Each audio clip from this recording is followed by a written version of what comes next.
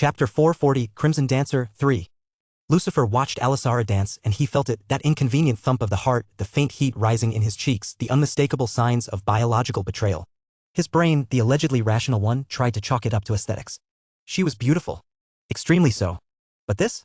This felt less like appreciation and more like someone had spiked the air with pheromones. He looked around. Yes. Good. It wasn't just him. All around the hall, men and women alike wore expressions usually reserved for private dreams and embarrassing memories. Blushing cheeks, parted lips, eyes fixed as if watching a data stream they couldn't tear away from. Then his gaze met Arthur's. That was when the dance, Alisara, and the rest of the galaxy became secondary. Arthur's blue eyes, no, azure, which sounded poetic and therefore more dangerous, locked onto his with a look that could have melted titanium plating. Lucifer flinched. His stomach dropped, mouth dry as Martian dust, and his hand clenched the side of the chair like it was the only thing keeping him from being pulled into a black hole. Danger. Not physical. Not the usual sword point or blaster barrel kind. No, this was the cold, instinctive kind of danger. The kind that made animals run from the forest long before the storm hit. Why? Lucifer thought. Arthur wasn't his enemy. They weren't best friends, but they were friendly. He admired Arthur. Rivaled him, even. A quiet sort of competition, the kind forged through sparring matches, near-death missions, and unspoken mutual respect. But this look? This look was not friendly. This look made Lucifer's skin crawl. Arthur had never looked at him like that before. There had always been camaraderie between them. At least, Lucifer had assumed there was. But now Arthur's gaze felt like a diagnostic scan with malicious intent. Cold. Calculating. And above all, personal. Lucifer found himself watching Arthur instead of the dancer, which said something considering Alisara was currently moving like the laws of physics had taken a coffee break. But Arthur's expression, that was the real show. Lucifer prided himself on reading people. Politics, court drama, diplomacy, you don't grow up a prince without learning the art of expression management.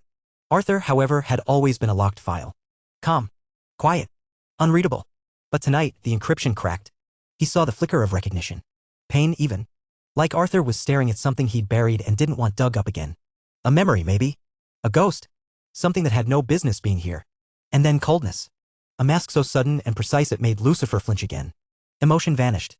Replaced by the kind of composed neutrality you'd expect from a warforged android. She reminds him of someone, Lucifer concluded. It was the only thing that made sense. No one looked like that over a dance. Not unless they were in love or in grief. Or both. It was troubling, to say the least. Arthur had 4 girls orbiting him like personal moons, and all of them were the possessive type, beautiful, powerful, dangerous, and terrifyingly attentive. If this dance unlocked some kind of old wound, Lucifer knew things were going to go sideways fast. I should help him, Lucifer decided, though part of him sighed as he did. He liked Arthur. Wanted to be closer friends. They'd started to build something during the second year, the kind of bond that wasn't easy to find in a world where friendships often came with agendas. Then came the field trip incident. Possession. Vanishing. A whole year lost. And when Arthur came back, well, the 4 girls formed a human firewall. Getting any time with him was like trying to schedule a meeting with a high-security diplomat during wartime. Too much drama. Lucifer sighed, dragging his gaze away from Arthur, his hand finally relaxing its death grip on the chair. This, right here, was exactly why he was sticking to tradition. One woman. One peaceful life. Minimal bloodshed. Hopefully. The dance concluded with thunderous applause, and Alisara took a final bow before gliding off the performance area with the same ethereal grace that had characterized her entire routine. The spell she'd cast over the room lingered, hanging in the air like expensive perfume. As if choreographed by the same hand that had directed Alisara's performance, servers appeared from concealed doorways around the grand hall. They moved with synchronized precision, each dressed in traditional Eastern formal attire, flowing robes in deep blue with silver embroidery that caught the light as they walked. Lord Daedric raised his hand, signaling the commencement of the meal. The Southern Sea Sun Palace is honored to present a culinary journey through the Eastern traditions, he announced, his voice carrying effortlessly across the hall. We begin with the first of 7 courses. The servers approached each table, carrying lacquered trays laden with artfully arranged dishes. Lucifer watched as the first course was placed before him, a small ceramic vessel containing what appeared to be a clear broth, so transparent he could see the delicate pattern painted on the inside of the bowl. Floating within were tiny parcels of something that resembled flower blossoms. Acuon broth with sea lotus dumplings, the server explained, his voice soft and respectful. To cleanse the palate and prepare the senses. Lucifer lifted the small bowl, inhaling the subtle aroma. It wasn't scent as much as it was suggestion, hints of ocean depths and rare herbs cultivated only on the eastern continent. He sipped carefully, and flavor bloomed across his tongue, complex, layered, and somehow both familiar and entirely new. Across the table he noted Arthur's 4 companions reacting to the broth in ways that revealed more about them than perhaps they intended. Rachel attacked hers with characteristic enthusiasm, eyes widening at the flavor explosion. Cecilia sipped with practiced aristocratic precision, though her eyebrows lifted slightly in appreciation. Serafina analyzed each element methodically as if cataloging the experience for future reference. Rose, the Marquis's daughter, seemed to recognize the preparation, nodding slightly as if confirming something she'd expected. Arthur himself was more focused on his immediate surroundings than the food, his gaze sweeping the room in subtle scanning patterns. Intelligence gathering, Lucifer recognized while maintaining the appearance of a guest enjoying a formal meal. It was the kind of multitasking that came naturally to someone accustomed to operating in hostile territory. The second course arrived as the first was completed, delicate slices of raw fish arranged like a blooming flower, each piece resting on a small mound of seasoned grain the color of sunrise. Sakana, the server introduced, harvested from the sacred pools beneath Mount Corinne, prepared in the traditional Sita-blade method. Lucifer had experienced similar cuisine on diplomatic visits, but this was exceptional even by royal standards. The fish, if one could call such a delicacy by so simple a term, practically melted on contact with the tongue, releasing waves of flavor that seemed to tell the story of its origins. The third course arrived, a small, steaming wooden box containing what appeared to be miniature landscapes made entirely of edible components. A mountain of carefully seasoned rice, a forest of microgreens, a river of blue sauce that seemed to shimmer with its own internal light. Yama Uami, the server announced. The meeting of mountain and sea. But it was Arthur's occasional glances toward Alisara, now seated at the high table beside Lord Daedric, that most intrigued him. There was something unresolved there, something that went beyond mere attraction or curiosity. The fifth course, a steaming earthenware pot containing a broth so rich it was nearly opaque, with various ingredients arranged in symbolic patterns, arrived just as conversation around the table shifted. The presentation is exquisite, came a calm voice to Lucifer's left. Renkagu, heir to the most powerful family in the East, examined the dish with practiced familiarity. Though not quite what I'm accustomed to. Different from your homeland's cuisine? Lucifer asked, genuinely curious. Ren's violet eyes reflected the soft light as he nodded. The Southern Sea Sun Palace draws inspiration from the island traditions of the Eastern Archipelago, more focused on the purity of ingredients and seasonal alignment. My family's region emphasizes bold flavors, complex spice blends, and symbolic arrangements. So essentially, the difference between. Lucifer searched for the right comparison. Between meditation and storytelling, Ren supplied. Both are powerful in their own way but serve different purposes. Ian joined the conversation from across the table, his golden eyes bright with amusement. Ren's just being diplomatic. His family's chefs would consider this beautiful but bland. Not bland, Ren corrected with a slight smile. Subtle. There's a difference. Lucifer appreciated the rare moment of camaraderie with his fellow Class A students. These exchanges had become increasingly uncommon as academic competition intensified and personal entanglements complicated their relationships. Moments like this reminded him of their first year before rivalries had fully crystallized. Movement near the high table caught his attention. A young woman, no, a girl who couldn't be older than 18, was standing beside Lord Daedric, offering what appeared to be a ceremonial cup. Her red hair was pulled back in a severe style that emphasized her startlingly mature features, and she moved with the fluid grace of someone far older. Who is that? Lucifer asked, keeping his voice casual. Ren followed his gaze. Lord Daedric's daughter, I presume. His tone remained neutral, but the slight tension in his shoulders spoke volumes. Lucifer observed her more carefully. There was something unusual about her mana signature, a controlled intensity that rippled outward in carefully measured waves. Most teenagers, even exceptionally talented ones, lacked such precise regulation. She's mid-integration rank, he noted with surprise. At their age, reaching such a level was remarkable even among the elite students of Mythos Academy. Looks like there was a talent in the Southern Sea Sun Palace. Chapter 441, Crimson Dancer 4. After Alisara's dance, which frankly felt more like a high-level psychological attack than a performance, we were served dinner. 5 courses. Each meticulously crafted and presented with the kind of precision that made you wonder whether the chefs used nanobots or just very small knives. The food resembled Japanese cuisine from my old world, delicate, balanced, beautiful in the way that only things which took 4 hours to prepare and 4 seconds to eat could be. It was delicious, no doubt about it. The kind of delicious that made your tongue briefly consider applying for citizenship. But I wasn't exactly in the mood to appreciate it. I was thinking. Dangerous, I know. The vampires needed to be exposed. Not the cults, not the creepy robe-wearing doomsayers, no, the vampires. The Red Chalice cult was already known to the public, which was a deviation from the novel I'd read in my old life. But the real threat, the one slithering just out of sight, was still underground. Literally and metaphorically. The vampire monarch was supposed to recover slowly. Gradually. Give the heroes time to level up, unlock legendary weapons, sort out their feelings, and maybe open a bakery if they felt like it. But that timeline wasn't reliable anymore. Too many changes. Too many variables. If the monarch woke up early, we'd be neck-deep in fangs and blood faster than anyone could say classified threat level. So maybe now was the right time. I had the Martial King on my side after all. That had to count for something. I couldn't afford to wait until I was stronger. That was the kind of logic that got protagonists killed just before the final boss fight. And then, in the middle of my internal world-ending monologue, Open your mouth, came a voice so sweet and gentle it could have put sugar out of business. I obeyed without thinking, too deep in vampire planning mode to process anything. Something warm and savory landed on my tongue. Sea lotus dumpling. It practically dissolved, releasing a flavor that could win peace treaties. My taste buds gave it a standing ovation. I blinked. Rachel smiled beside me. Don't think so much, she said. You should enjoy yourself. The food here's actually pretty good, you know.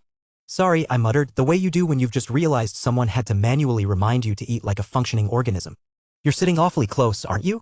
Cecilia's voice cut through the air like a well-aimed dagger wrapped in velvet. Her crimson eyes narrowed into that look she got when she was just about to deploy sarcasm as a lethal weapon.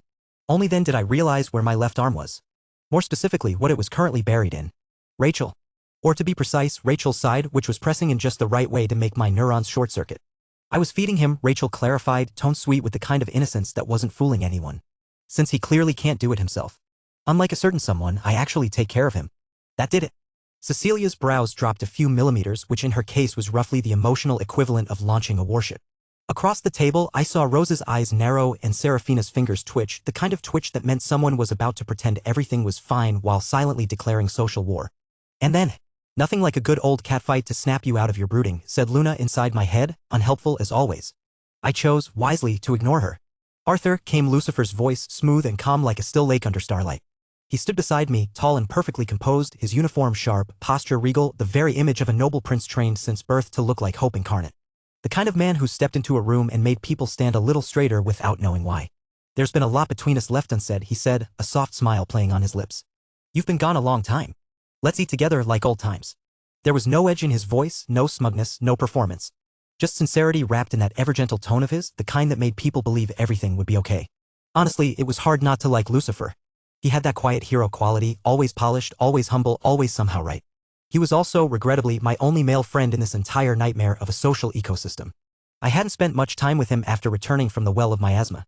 Not by choice, just circumstance. My schedule had been hijacked by 4 very determined girls, each of whom had the patience of a missile. But now felt like a good time to change that. I'll catch up with you 4 later, I told the girls as I stood.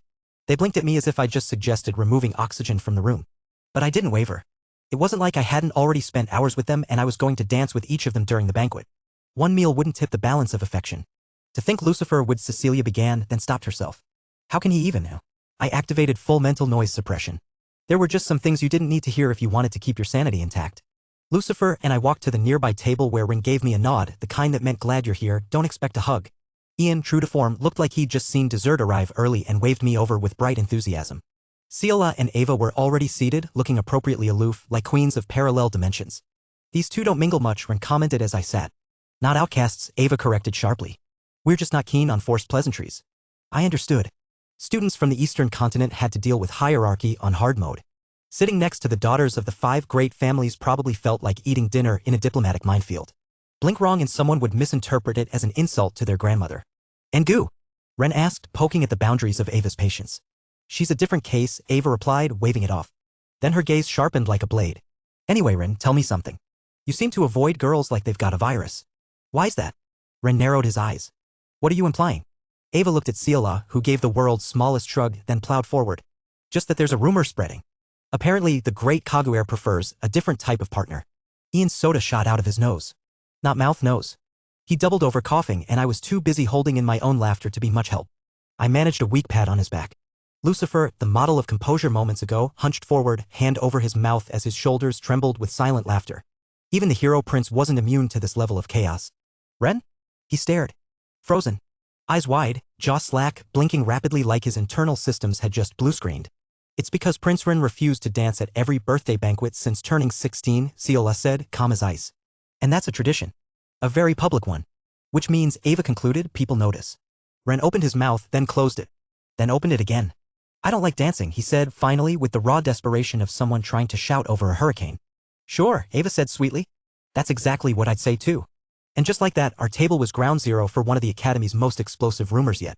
But at least I was finally having dinner with a friend. A heroic one. Who was also now laughing so hard he nearly dropped his water glass. Chapter 442, Crimson Dancer, 5. After the whole situation, which ended with Rin practically swearing a blood oath that he was, in fact, still interested in women, thank you very much, we finally reached the 5th course of dinner. I say we, but really, I barely touched courses 2 through 4. A tactical blunder, really? The others were still talking. Or, in Ava's case, stirring the conversation like a pot she had no intention of eating from. Personally, Ava said as she sliced through a piece of Saint scallop, I think the real scandal is that CLA didn't reject a single dance invitation last year. CLA, composed as ever, paused only long enough to say, I accept invitations. I don't promise enjoyment. Ian choked on laughter. Ren muttered something about manners. Lucifer just smiled. And I was thinking. Because Alisara's dance hadn't left me. Not really. It lingered like a half-formed headache just behind the eyes. That sort of performance didn't happen by accident. And it didn't happen without a cost. Then, ping, a familiar mana thread tapped my consciousness. Arthur, Lucifer's voice said in my mind. We both had fine mana control, enough for mental speech that didn't leak out into magical feedback or nosebleeds. Useful for quiet diplomacy. Or awkward questions. What is it? I replied, taking a bite of my fish and pretending nothing was happening. Alisara, he said. She's the advisor of the Southern Sea Sun Palace. And she danced for us. What's going on between you and her? Of course he noticed. Lucifer noticed everything. I'd let my mask slip for just a second and he'd caught it. She reminded me of someone, I admitted. A dangerous someone? He asked. Someone was once important to me, I said. Once. Even without mana. I saw half a dozen students with flushed faces, some barely breathing. That was one performance. Imagine what she could do with intent. I know, I said. We'll keep an eye on her. And then the music began. The subtle shift of atmosphere hit immediately, soft violins backed by a hum of mana-infused resonance. The kind of music that meant one thing, the first dance of the welcome banquet was about to begin. And now came the part I'd expected. The game. Every banquet, the four girls, Cecilia, Rachel, Serafina, and Rose played their little game of silent warfare. A strategic clash fought with glances, foot taps, and seating positions. The prize? The first dance with me. It wasn't officially declared, of course. That would be undignified. But I'd been around them long enough to recognize the signs. And I was just turning my head, curious who'd claimed the win this time. Arthur Nightingale, came a calm, lilting voice. Alisara Velcroix stood before our table, poised with diplomatic grace. She was smiling, not broadly, but precisely. Like every angle of her face had been calculated for effect. Across the table, Ren froze mid-drink. Ian looked like he was about to start choking again.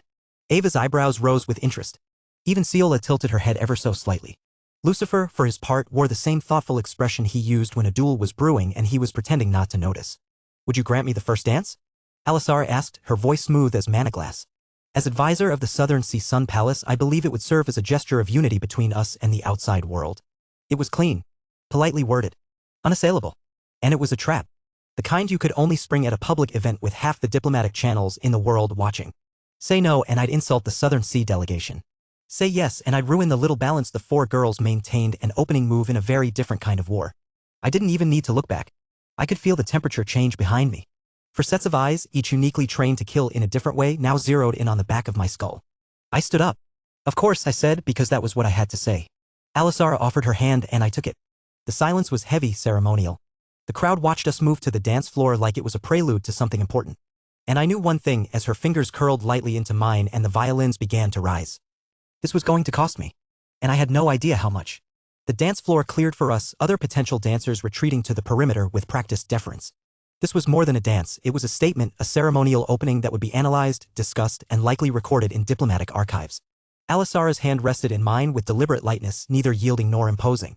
Up close, her fragrance was subtle but distinctive, something like midnight flowers and ozone, the scent of a storm about to break. You dance, I assume? She asked as we took position. Not a genuine question, a formality. Adequately, I replied, matching her polite neutrality. The chamber orchestra shifted into the opening measures of a traditional Eastern waltz, modified for modern sensibilities. 3 beats, a pattern as ancient as formal diplomacy itself. We began to move. Alisara was predictably flawless. Her steps precise, her turns executed with liquid grace. This was different from her performance earlier, restrained, formal, appropriate for a diplomatic first dance. You carry tension in your shoulders, Arthur Nightingale, she observed softly, her cyan-green eyes studying me with clinical interest. One might think you're uncomfortable. One might think many things, I countered, keeping my expression pleasant. Indeed. A smile touched her lips, not reaching her eyes. Perceptions are fascinating, aren't they? So easily managed, so rarely accurate. We turned and I caught a glimpse of our audience. The 4 girls were watching with expressions ranging from diplomatic frost, Serpahina, to barely concealed murderous intent, Rachel. Lucifer's gaze followed us thoughtfully while Lord Daedric observed from the high table with unreadable interest. Your companions seem displeased, Alisara noted, following my gaze. They'll survive. The question is, will you? Her tone remained light, conversational, but something in it sharpened. For remarkable young women each laying claim. That must be complicated. Life often is, I replied evenly, guiding her through a turn. Diplomacy an answer, she acknowledged.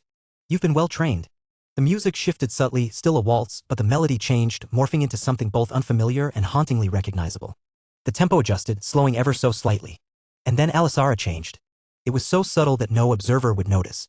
But beneath my hand, her posture shifted. The formal distance between us closed by millimeters. Her steps altered, still a waltz, but with a different emphasis, a unique pattern of weight shifts and pauses. I slipped down my spine as recognition dawned. This wasn't just any variation. This was Emma's dance. The private pattern we'd created together, a personal language of movement that had been ours alone. Every small peculiarity, the slight extension at the end of the third beat, the way she would momentarily yield before a turn, the characteristic tilt of her head during the suspension, it was all there, executed with impossible precision. My step faltered, nearly imperceptible, but she caught it. Her eyes met mine, and I saw it, knowledge, certainty, and something like triumph. Problem? She asked, voice honey smooth. My mind raced. This couldn't be coincidence. Even perfect observation couldn't capture this level of detail. These weren't just dance steps but personal idiosyncrasies, private moments no one else had ever seen. Yet here they were, replicated perfectly by someone who couldn't possibly know them.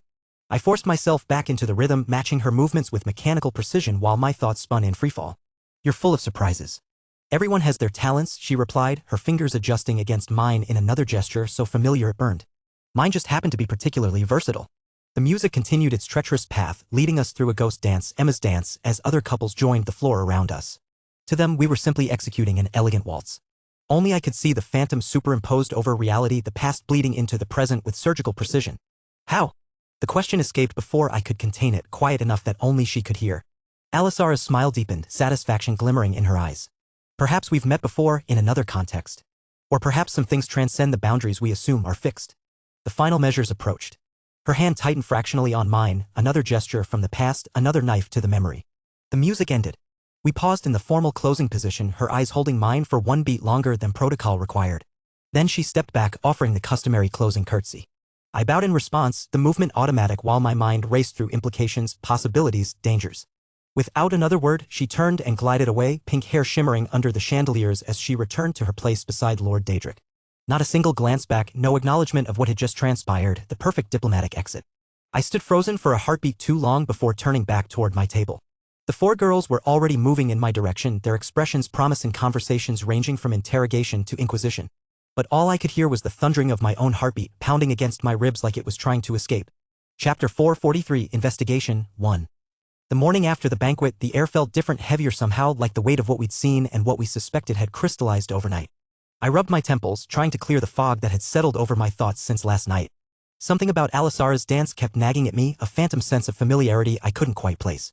We gathered in the palace's grand assembly hall where 200 students from Starcrest and Mythos academies filled the tiered seats. The scale of our investigation force was impressive, a small army of talented young mages and warriors backed by some of the most powerful figures in the world. Lee Zenith stood at the center of the room, his silver-threaded robes catching the early light that streamed through the high windows. Beside him, Professor Nero's darker silhouette created a striking contrast, light and shadow, both equally formidable in their own way. We face a considerable task, Lee announced, his voice carrying effortlessly across the hall. Therefore, we will divide into 20 teams of approximately 10 students each, with supervising professors assigned accordingly. A holographic map of the palace and its grounds materialized in the air above him, sections lighting up in different colors as he spoke. Each team will focus on specific areas. Teams 1 through 5 will investigate the eastern sections, Lee continued, gesturing to the glowing red portions of the map.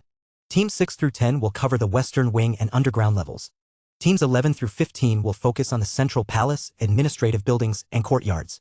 The remaining teams will investigate the outer grounds, servant quarters, and peripheral structures. I caught Jin's eye across the hall. His face remained impassive, but I could read the calculation in his gaze. We both knew what was at stake here. This wasn't just an academic exercise or diplomatic formality. Something was wrong within these gilded walls, and we needed to find it before it found us. Team 3 will include Arthur Nightingale, Jean Ashbluff, Ava Peng, Hiro Yamada, and Lyra Chin. Lee's voice pulled me back from my thoughts. I nodded, though my mind briefly drifted to last night's banquet. Alisara's cyan-green eyes as they had locked with mine during her performance, a gesture that had sent an inexplicable chill through me. The way her pink hair had cascaded as she moved, something about it tugged at memories I didn't know I had. Arthur? Jin's voice pulled me back to the present.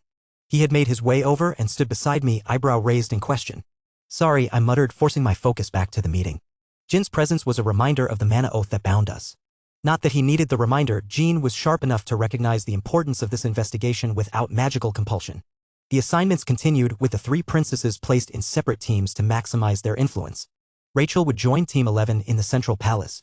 Cecilia was assigned to Team 7 in the Western Wing, while Serafina would work with Team 16 on the outer grounds.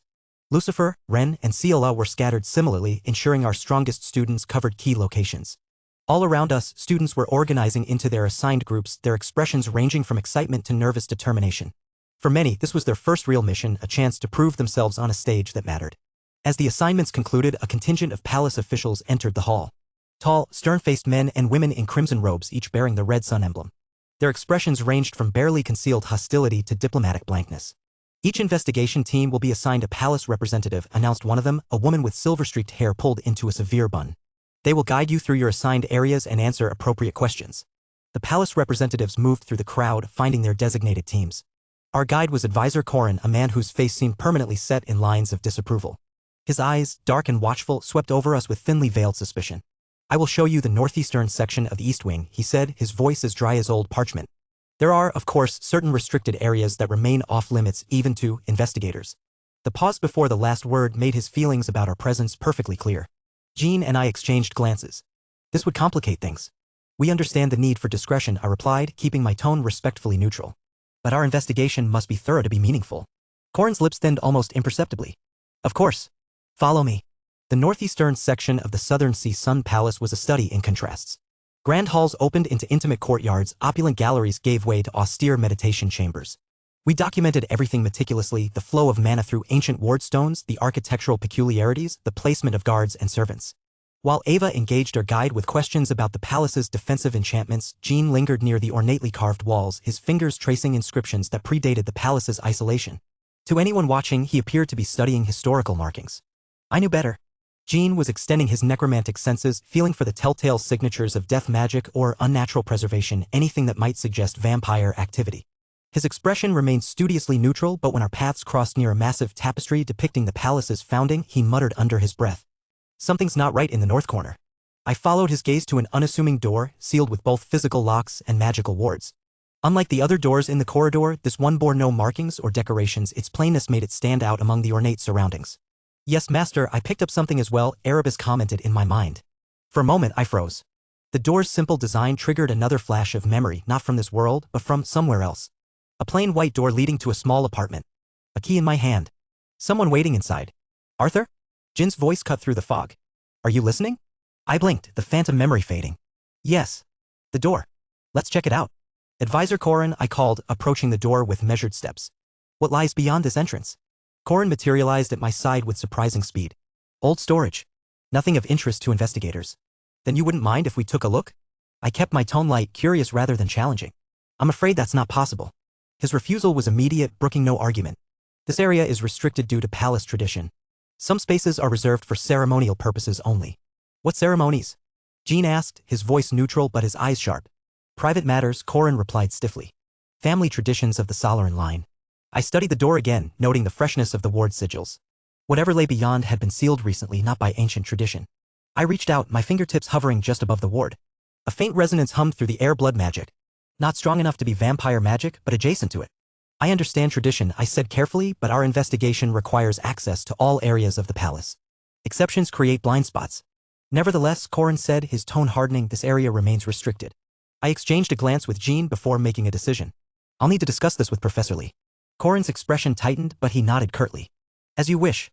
While Jean went to fetch Lee, I remained by the door, studying its wards. The symbols seemed to blur before my eyes, rearranging themselves into a pattern that made my head throb. A sense of déjà vu washed over me, so powerful I had to steady myself against the wall. Why does this feel familiar? When Lee arrived, the ensuing discussion was a masterclass in diplomatic pressure. Lee never raised his voice, never made explicit threats, but the weight of his position and power hung in the air like an unsheathed blade. "The Eastern continent has extended every courtesy," Lee said, his calm voice underscored with steel. "We've respected the palace's sovereignty while conducting our investigation. But selective restrictions undermine the very purpose of our presence here." I tried to follow the negotiation, but my thoughts kept drifting to Alisara. Her movements during the dance, they hadn't just been elegant, they'd been familiar. The way she had turned her wrist, the tilt of her head, it was as if I'd seen them before, somewhere beyond this life. "Arthur?" Lee's voice pulled me back. "Do you have something to add?" I struggled to reorient myself. "The wards are fresh," I managed. "Whatever they're protecting, it's not ancient tradition." Lee nodded, turning back to Corin. The palace advisor held firm for several minutes, citing tradition and protocol, but eventually conceded under the steady pressure of Lee's presence. "You may return tomorrow," he said, finally, his voice strained. "With proper authorization from Lord Daedric himself. Until then, this area remains sealed." Lee inclined his head slightly. "Fair enough. We'll continue our investigation elsewhere for now." As Corin led us away, I couldn't help but wonder what lay behind that unassuming door that warranted such protection. Whatever it was, the palace was determined to keep it hidden, which only made me more determined to find it. At the end of the day, representatives from each of the 40 investigation teams gathered in one of the palace's larger meeting rooms. The air buzzed with suppressed excitement and frustration as team leaders shared their findings. The pattern was unmistakable. Each team had encountered similar resistance, with certain areas deemed off-limits despite the supposed openness of the investigation. Team 8 found a sealed chamber beneath the Western Observatory, reported a senior student from Starcrest. When we requested access, we were told it contained delicate astronomical equipment too sensitive for visitors. Team 14 was denied access to the Central Archives, added another. Apparently, some records are too historically significant to be viewed by outsiders. "They're hiding something," Lucifer said bluntly, voicing what we were all thinking. "It's not just one area or one excuse, it's systematic." Magnus Dracar, who had spent the day in high-level discussions with palace officials, stood at the head of the table. "Almost certainly," he agreed.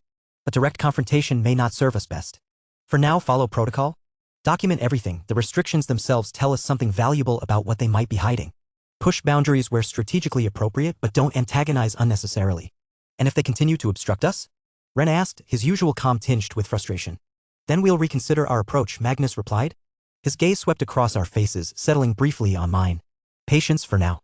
We have 200 investigators covering every inch of this palace. Something will slip through their guard."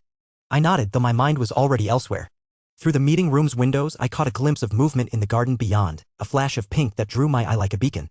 Alisara walked slowly along a stone path, pausing by a fountain to trail her fingers through the water. As the meeting dispersed, with team representatives heading back to brief their full groups, I felt a prickling sensation at the base of my neck, the unmistakable feeling of being watched. I turned slowly, scanning the shadowed gallery that overlooked our meeting space. I needed to pull myself together. Too many lives depended on it. Chapter 444, Investigation 2. The authorization document felt heavy in my hands, the crimson wax seal bearing Daedric's emblem still warm to the touch. Getting it had taken Magnus' direct intervention and hours of diplomatic wrangling. Daedric's reluctance was evident in every carefully worded restriction on the document. We could enter the sealed room, but only for 2 hours with our original team composition and under the continued supervision of Advisor Corin. "Small victories," Jean murmured beside me as we approached the unassuming door that had blocked our progress yesterday. Advisor Corin was already waiting, his posture rigid with displeasure. When he saw us, his lips thinned to nearly nothing. "You have your authorization, I see," he said, the words clipped and precise. I handed him the document. Signed by Lord Daedric himself. Corin examined it with meticulous care, perhaps hoping to find some flaw or loophole that would allow him to turn us away. Finding none, he produced an ornate key from within his robes, its handle shaped like the red sun symbol. 2 hours, he reminded us sharply. Not a minute more. The key turned in the lock with a heavy, metallic groan. Simultaneously, Corin pressed his palm against the center of the door, whispering words in an archaic dialect that made the words shimmer briefly before fading. As the door swung open, a rush of stale air greeted us, cold and dry, with the unmistakable scent of old paper and dust. The chamber beyond was larger than I'd expected, with high ceilings supported by slender columns. Shelves lined the walls, sagging under the weight of ancient tomes and yellowed scrolls. Tables cluttered with documents occupied the center space, while glass display cases contained what appeared to be historical artifacts. "An archive?" Ava asked, surprise evident in her voice. "The historical records repository," Corin corrected stiffly. "And I must insist you touch nothing without consulting me first. Some of these documents are irreplaceable." We spread out, each taking a different section. Hero and Lyra focused on the display cases, while Jean headed for a section of particularly old scrolls in the far corner. Ava began examining the room itself, her fingers occasionally tracing patterns in the air as she sensed the magical currents within the space. I approached the central tables, where large sheets of architectural plans lay partially unrolled. The papers were yellowed with age, their edges crumbling, but the designs themselves were surprisingly precise, detailed blueprints of the Southern Sea Sun Palace in various stages of development. The oldest plans showed a much smaller structure, little more than a fortress built around what appeared to be a natural cavern. Successive layers documented the palace's growth over centuries, each expansion more elaborate than the last. What caught my attention, however, were the most recent additions, crisp white paper overlaid on the ancient blueprints, showing modifications to the palace foundations, particularly beneath the central courtyard. "These are recent," I murmured, examining the dates. "Within the last 5 years." My focus wavered momentarily as a flash of pink caught my peripheral vision. I turned sharply, half expecting to see Alisara, but there was nothing, just the momentary play of light through a stained glass window high above. These strange distractions were becoming more frequent, threatening to derail my concentration at critical moments. Jean appeared at my shoulder, a dusty scroll cradled carefully in his hands. Arthur, you need to see this. The scroll he held was written in an archaic script, faded but still legible. As I read, certain phrases jumped out: covenant of protection, shelter from persecution, alliance against common enemies. What is this? I asked, my voice low to avoid Corin's attention. Some kind of historical alliance record, Jean replied, equally quiet. Dating back to the founding of the palace. It references an agreement between the First Lord Solarin and an unnamed group seeking refuge from those who would destroy them for their practices. Any indication who these refugees were? I asked, scanning the document. Jean shook his head. The language is deliberately vague. Could be a persecuted magical sect, political exiles. The text only mentions they practiced arts deemed forbidden by the orthodoxy of the age. I studied the document further, trying to concentrate despite the persistent fog in my mind. There was something here, a connection I wasn't seeing clearly. The timing, I said slowly. When was this document written? Jean checked the date markings. Approximately 800 years ago, during the Age of Purification. The Age of Purification, a dark period when the dominant magical institutions had violently suppressed practices they deemed impure. Many magical traditions had been driven underground or eradicated entirely. Blood magic had been among those persecuted, though it wasn't inherently dark. Even necromancy, Jin's specialty, had nearly been wiped out. Before I could pursue this line of thought, Ava called for our attention. She stood in the center of the room, her foot tapping lightly against the floor. There's something beneath us, she said, her voice hushed but excited. A magical construct of some kind, heavily warded. She knelt down, brushing aside dust to reveal an intricately patterned rug. With careful movements, she rolled it back, exposing smooth stone tiles, and at their center, a trapdoor, its edges nearly invisible against the surrounding floor. This is sophisticated work, Ava murmured, her fingers hovering just above the surface. Golden light emanated from her fingertips as she traced the outline of the wards. Multiple layers of protection. The outermost is detection, it signals whenever someone approaches. Then concealment, diversion, and at the core, that's interesting. What is it? I asked, kneeling beside her. It's a resonance lock, she said. Key to a specific magical signature, likely the Solarin bloodline. It's an uncommon technique typically used for securing family vaults or heritage sites. Throughout this exchange, I'd been aware of Advisor Corin watching us with increasing agitation. Now he strode forward, placing himself between us and the trapdoor. You've exceeded your authorization, he said flatly. Lord Daedric permitted you to examine the archive, not to break into sealed chambers beneath it. We're not breaking anything, I replied evenly. We're investigating, as we're mandated to do. The area below this chamber is not part of your mandate, Corin insisted, his voice rising slightly. It contains private family relics of no relevance to your investigation. Jean stepped forward, the ancient scroll still in his hands. If there's no relevance, why hide it behind such complex wards? Ordinary family relics wouldn't warrant this level of protection. Corin's face tightened with anger. He reached into his robe and withdrew a small, crystalline object that pulsed with crimson light. Guard summons, Ava whispered, recognizing the device. Before Corin could activate it, I caught his wrist. Think carefully, Advisor. Summoning guards transforms this into a diplomatic incident. Is that what you want? For a moment, tension crackled between us. Then the door swung open as Professor Lee Zenith strode in, his silver-threaded robes billowing behind him. His timing was too perfect to be coincidental. He'd been monitoring our progress, anticipating trouble. Is there a problem? Lee asked, his voice calm but carrying an unmistakable undertone of authority. Corin pulled his wrist from my grip, straightening his robes with exaggerated dignity. Professor Lee, your students are attempting to access restricted areas beyond their authorization. Lee glanced at the exposed trapdoor, then at the documents spread across the table. His eyes lingered on the architectural plans and the ancient scroll before returning to Corin. It seems to me, Lee said carefully, that they've made significant discoveries that warrant further investigation. The trapdoor appears to lead somewhere of interest. It leads to a private family vault, Corin insisted. Lord Daedric would never permit outsiders to enter. Lee considered this for a moment. Then let us ask him directly. I propose a compromise. We seal this room exactly as it is now, with our findings intact. Tomorrow, we'll return with Lord Daedric's explicit permission regarding the trapdoor specifically. The suggestion was reasonable, designed to give Corin no grounds for refusal without appearing openly obstructive. Still, the advisor hesitated, clearly weighing his options. I will need to discuss this with Lord Daedric, he said finally. Of course, Lee agreed. In the meantime, we'll document what we've found here. The architectural plans, in particular, show some fascinating recent modifications. Corin's eyes narrowed at the implicit threat. Refuse our reasonable request and we'll focus our attention on other suspicious elements we've already discovered. Very well, he said stiffly. You may return tomorrow, provided Lord Daedric approves. As we left the archive, the door being sealed once more behind us, I felt a strange mixture of excitement and frustration. We'd found something, historical records suggesting the palace had sheltered some persecuted groups centuries ago and evidence of recent structural changes. But the most significant discovery, whatever lay beneath that trapdoor, remained just out of reach. Later, I reported our findings to Magnus in his temporary quarters. His expression remained neutral as I described the document and the recent architectural modifications, but I could see the calculation behind his eyes. A resonance lock, he mused when I finished. Interesting choice for family relics.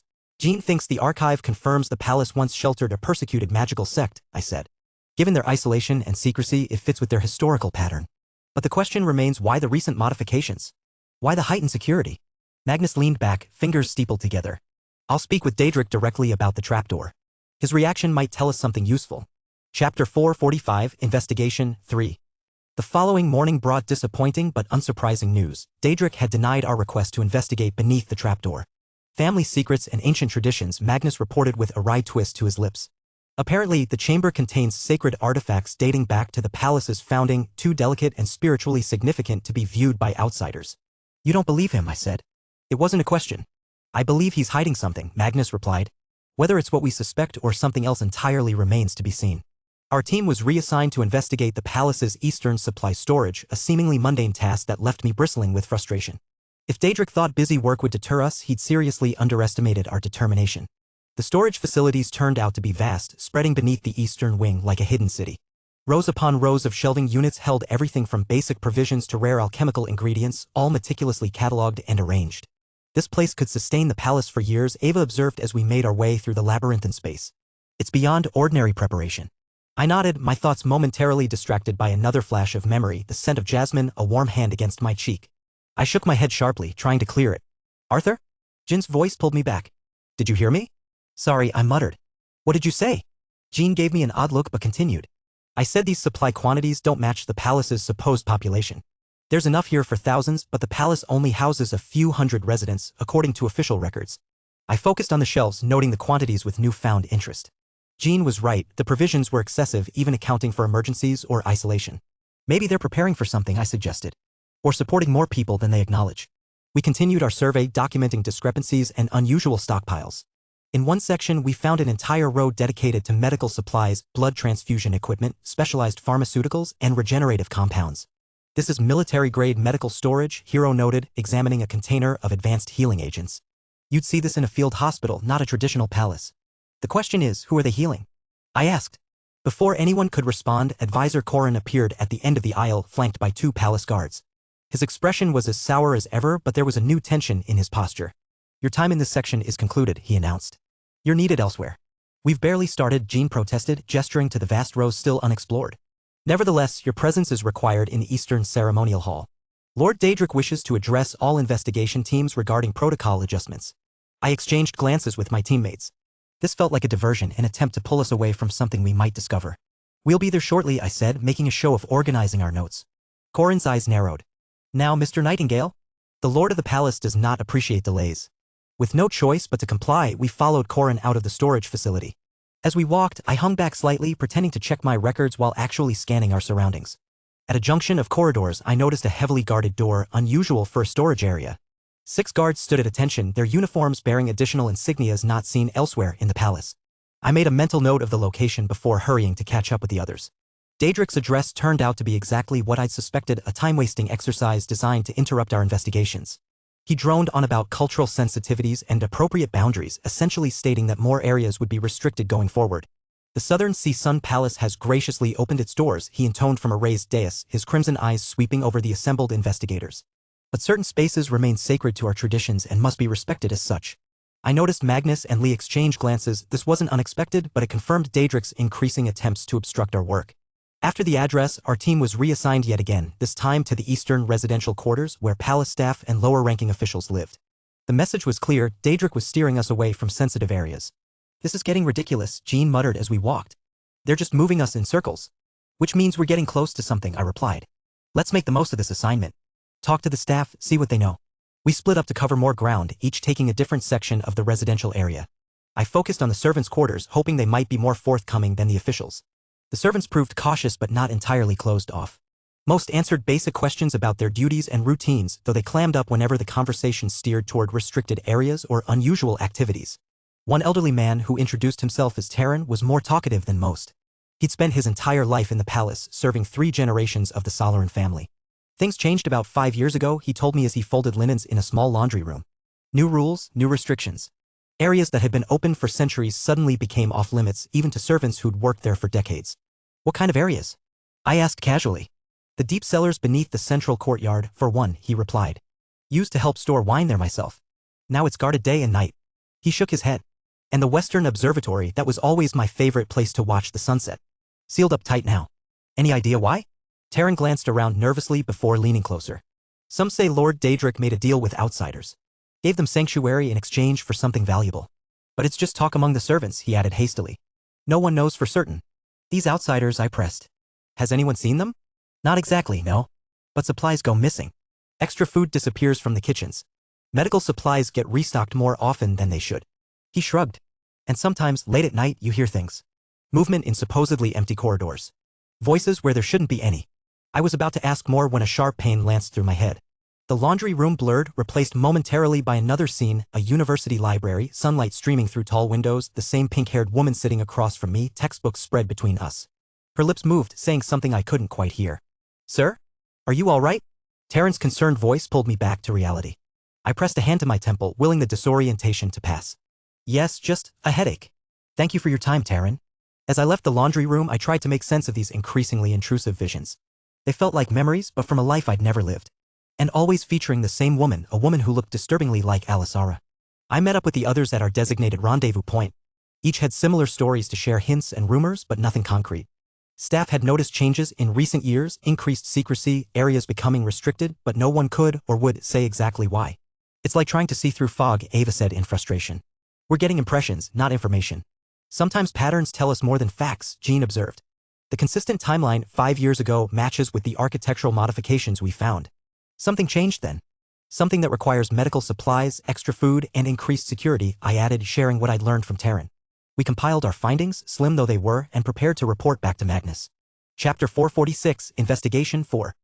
The third day of investigation brought new restrictions and more blatant obstruction. Entire wings of the palace were suddenly closed for ceremonial preparations, and our team assignments grew increasingly mundane. We were relegated to examining the eastern gardens, beautiful but strategically irrelevant. They're stonewalling us, Ava said as we walked among meticulously sculpted hedges. Every time we find something promising, we're reassigned. I nodded, my frustration mounting. The investigation was stalling, and worse, my concentration continued to splinter. The visions, memories, were growing more frequent, more vivid. They came without warning, triggered by seemingly random things, a particular shade of pink, the scent of jasmine, certain angles of sunlight. We need to change our approach, I said, pulling myself back to the present. Instead of following their assignments, let's focus on what they're trying to hide. The central courtyard, Jean suggested immediately. Multiple sources have mentioned changes there. And the Western Observatory, I added, recalling Taryn's information. How do we get access when they're actively preventing it? Hiro asked. I considered our options. Direct confrontation would only result in more diplomatic maneuvering. We needed a subtler approach. The evening reception, I said slowly. Tonight's cultural exchange event. Most of the palace officials will be occupied, including our shadows. Jean caught on immediately. A perfect opportunity for a small, unofficial excursion. Precisely, I agreed. Ava, Jean, and I will slip away during the reception. The rest of you maintain our presence there, make sure we're not missed. The plan set, we continued our perfunctory examination of the gardens. As we worked, I found my gaze drawn to a palace balcony where Alisara stood watching us, her pink hair catching the sunlight. Unlike the furtive glimpses I'd had before, she made no attempt to hide her observation. When our eyes met, she smiled, a gesture that sent another spike of disorientation through me. She's been watching you specifically, Ava noted quietly. Not just today, throughout the investigation. I've noticed, I replied, trying to sound unconcerned despite the turmoil in my mind. Any idea why? Jean asked. I shook my head, unwilling to share the strange visions and the unsettling similarities between Alisara and the woman in them. Maybe she's just curious about the outsiders. Jean didn't look convinced, but he dropped the subject as we continued our assigned task. Later, as the palace prepared for the evening reception, we finalized our plans. The cultural exchange event would bring together representatives from both the Southern Sea Sun Palace and the Eastern Continent in a display of diplomatic goodwill despite the tensions of the investigation. We'll slip away 30 minutes after the formal speeches, I said as we met briefly in my quarters. The Western Observatory first, then the central courtyard if time permits. What are we looking for exactly? Ava asked. Anything that explains the recent changes, I replied. Evidence of these outsiders Taryn mentioned or whatever they're using the Red Sun's energy for. The reception transformed the central hall of the palace into a showcase of cultural exchange. Representatives from both sides performed traditional arts, shared culinary delicacies, and engaged in carefully diplomatic conversations. Beneath the veneer of cooperation, however, I could sense the undercurrent of tension, palace officials watching the investigators closely, and vice versa. Daedric presided over the event from a raised dais, his crimson eyes constantly scanning the crowds. Beside him sat Alisara, resplendent in robes that seemed to shift from deep red to vibrant pink as she moved. Even from a distance, I could feel her gaze following me, and it took considerable effort to avoid looking in her direction. After the formal speeches and initial performances, I gave the signal to Jean and Ava. With practiced casualness, we drifted to different parts of the hall, then slipped out through separate exits when attention was focused on a particularly spectacular display of Eastern fire magic. We regrouped in a small antechamber as planned, quickly checking that we hadn't been followed. "We have perhaps an hour before our absence might be noticed," Ava whispered. "Where do we start?" "The Western Observatory," I replied. "It's further from the reception, so there should be fewer people around." Moving through the palace unsupervised was risky, but the reception had pulled most of the guards and officials away from their normal posts. We encountered only a few servants, who paid us little attention as we walked purposefully as if on official business. The western wing of the palace had a different character from the eastern sections we'd been investigating, older, more austere, with fewer of the recent renovations evident elsewhere. The observatory itself was housed in a tower that rose above the surrounding structures, accessible through a spiraling staircase. As we approached, however, it became clear that the observatory wasn't as unguarded as we'd hoped. 2 palace guards stood at the base of the stairs, their posture alert despite the lateness of the hour. "Now what?" Jean murmured as we ducked back around a corner. I considered our options, none of them ideal. We couldn't force our way past the guards without creating an incident, and we didn't have time for an elaborate distraction. "There must be another way up," I said, studying the layout of the surrounding corridors. "Service access, perhaps?" Ava pointed to a narrow door partially hidden behind a tapestry. "There. Maintenance passage, most likely." The door was locked, but Ava made quick work of the simple mechanism with a clever application of her ward-breaking techniques. The passage beyond was narrow and dusty, clearly unused for some time. It led to a cramped spiral staircase that wound upward alongside the main one. We ascended carefully, the worn steps creaking despite our caution. The passage eventually opened into a small anteroom adjacent to the observatory proper. Unlike the grand staircase, this entrance wasn't guarded, but it was sealed with multiple wards, far more complex than a mere maintenance door should require. "These are serious protections," Ava whispered, examining the magical barriers. "Detection wards, locking enchantments, even an alarm trigger. Whatever they're hiding, they really don't want anyone finding it." "Can you bypass them?" I asked. She studied the configurations for a moment, then nodded slowly. "I think so, but it will take time and concentration. If anything goes wrong, it will trigger the alarms instantly." "Do it," I said. "Jean and I will keep watch." While Ava worked on the wards, Jean and I positioned ourselves to monitor both the maintenance passage and the main entrance to the observatory. Through a small window in the anteroom, I could see the guards still standing at attention at the base of the grand staircase. Ava's work was methodical and precise, her fingers tracing complex patterns in the air as she carefully neutralized each layer of protection. After nearly 15 minutes of intense concentration, she finally straightened with a relieved sigh. "Done," she whispered. "We have maybe 10 minutes before the temporary bypasses start to fail." The door opened silently, revealing the observatory beyond. The circular chamber was dominated by a massive telescope that pointed skyward through a retractable section of the dome ceiling. Unlike the dusty maintenance passage, the observatory was immaculately maintained, its instruments gleaming in the faint light. But it wasn't being used for astronomy.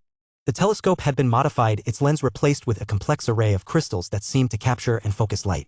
Cables and conduits led from the array to a central platform where a large, pulsing crystal the size of a small car sat mounted in an elaborate frame. "It's a conductor," Ava breathed, moving closer to examine the setup. "They're using the observatory to channel light from the red sun artifact directly into this crystal." Jean studied the equipment with a frown. "But for what purpose?" I approached the central platform, careful not to touch anything. The crystal pulsed with a rhythmic glow, each beat sending ripples of energy along the cables that led from it. The cables disappeared into the floor, suggesting they continued to some location beneath the observatory. "They're redirecting the red sun's energy," I said, the pieces beginning to align in my mind. "Channeling it somewhere else in the palace." "The central courtyard," Jean suggested. "That's where the recent structural modifications were focused." Before we could investigate further, a faint sound from the main staircase caught our attention, voices growing closer. The guards were changing rotation and their replacements were coming up to the observatory. "Time to go," I whispered urgently. We slipped back through the maintenance door just as the main entrance opened. Ava quickly reactivated the wards behind us, though in her haste she couldn't restore them completely to their original state. Anyone examining them closely would know they'd been tampered with. We descended the cramped staircase as quickly as we dared, painfully aware of how vulnerable we'd be if discovered. Only when we reached the lower levels and emerged into an empty corridor did we pause to catch our breath. "That was close," Jean muttered, glancing back toward the observatory tower. "But worth it," Ava added. "Now we know they're channeling the red sun's energy. The question is, to where and for what?" "The central courtyard seems our best bet," I said, checking the time.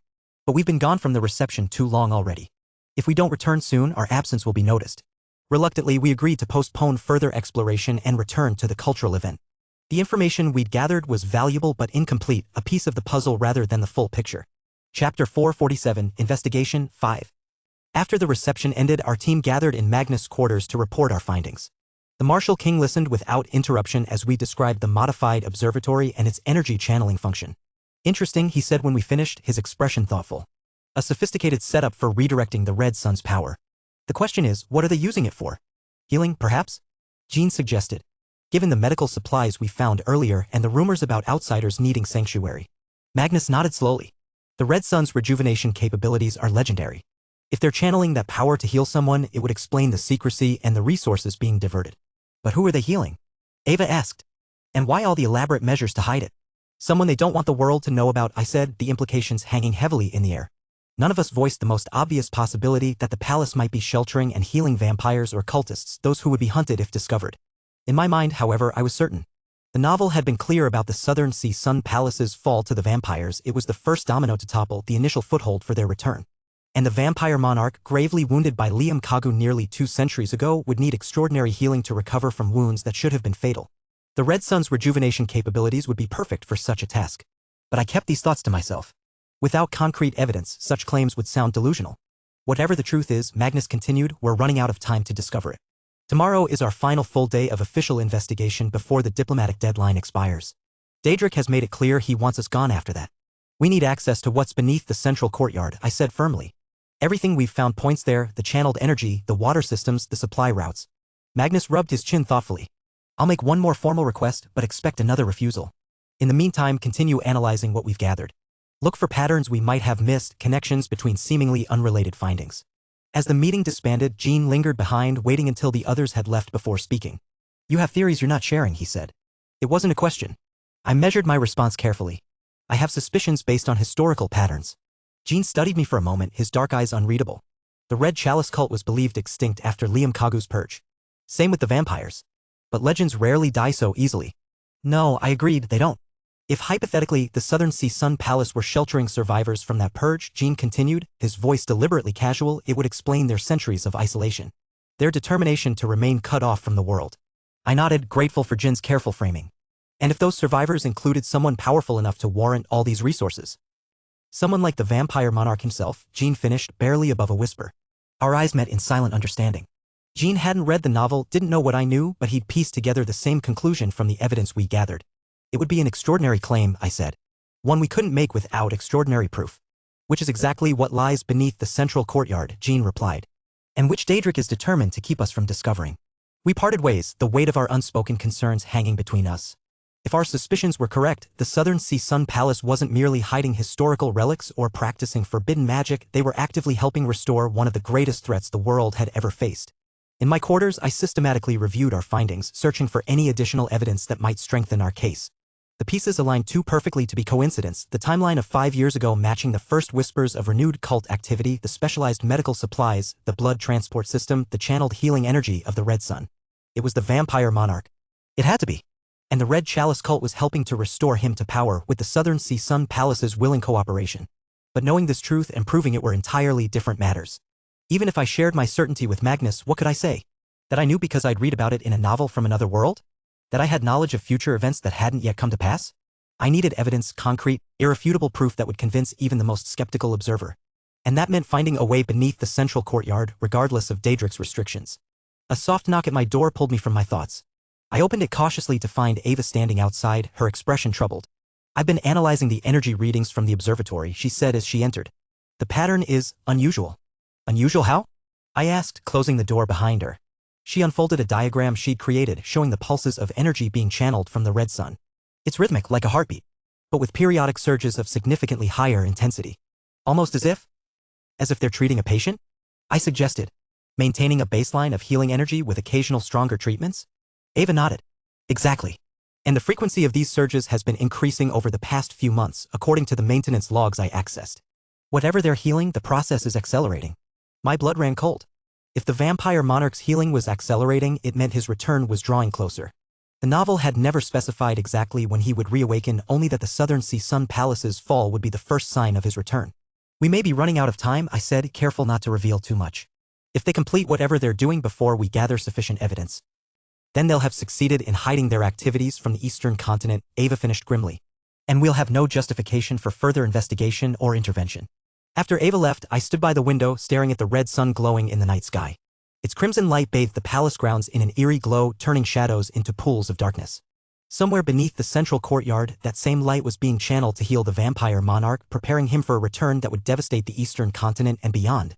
I needed to act, but caution was essential. Charging ahead without evidence would accomplish nothing.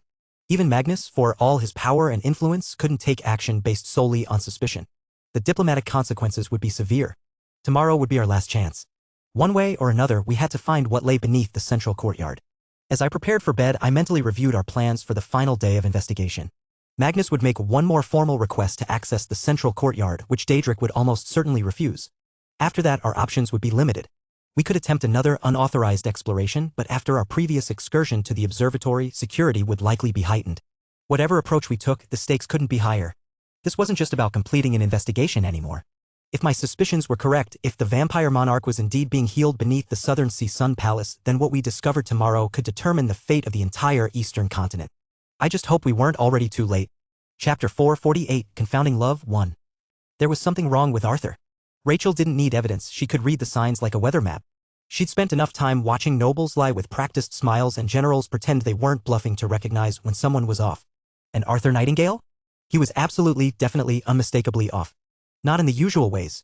His investigation team had produced far more results than all others combined, moving with surgical precision, almost too clean, too fast. As if he'd known exactly where to look. But Rachel knew Arthur better than most. She'd seen him in more moods than the Southern Sea had waves. This wasn't brilliance at work. This was brilliance hiding something. He was pulling away subtly like a planet shifting orbit. Still warm, still present, but distant in a way that made the back of her neck itch. She was a princess. She knew how to read a room. More importantly, she knew how to read him. The little silences. The way he smiled without his eyes joining in.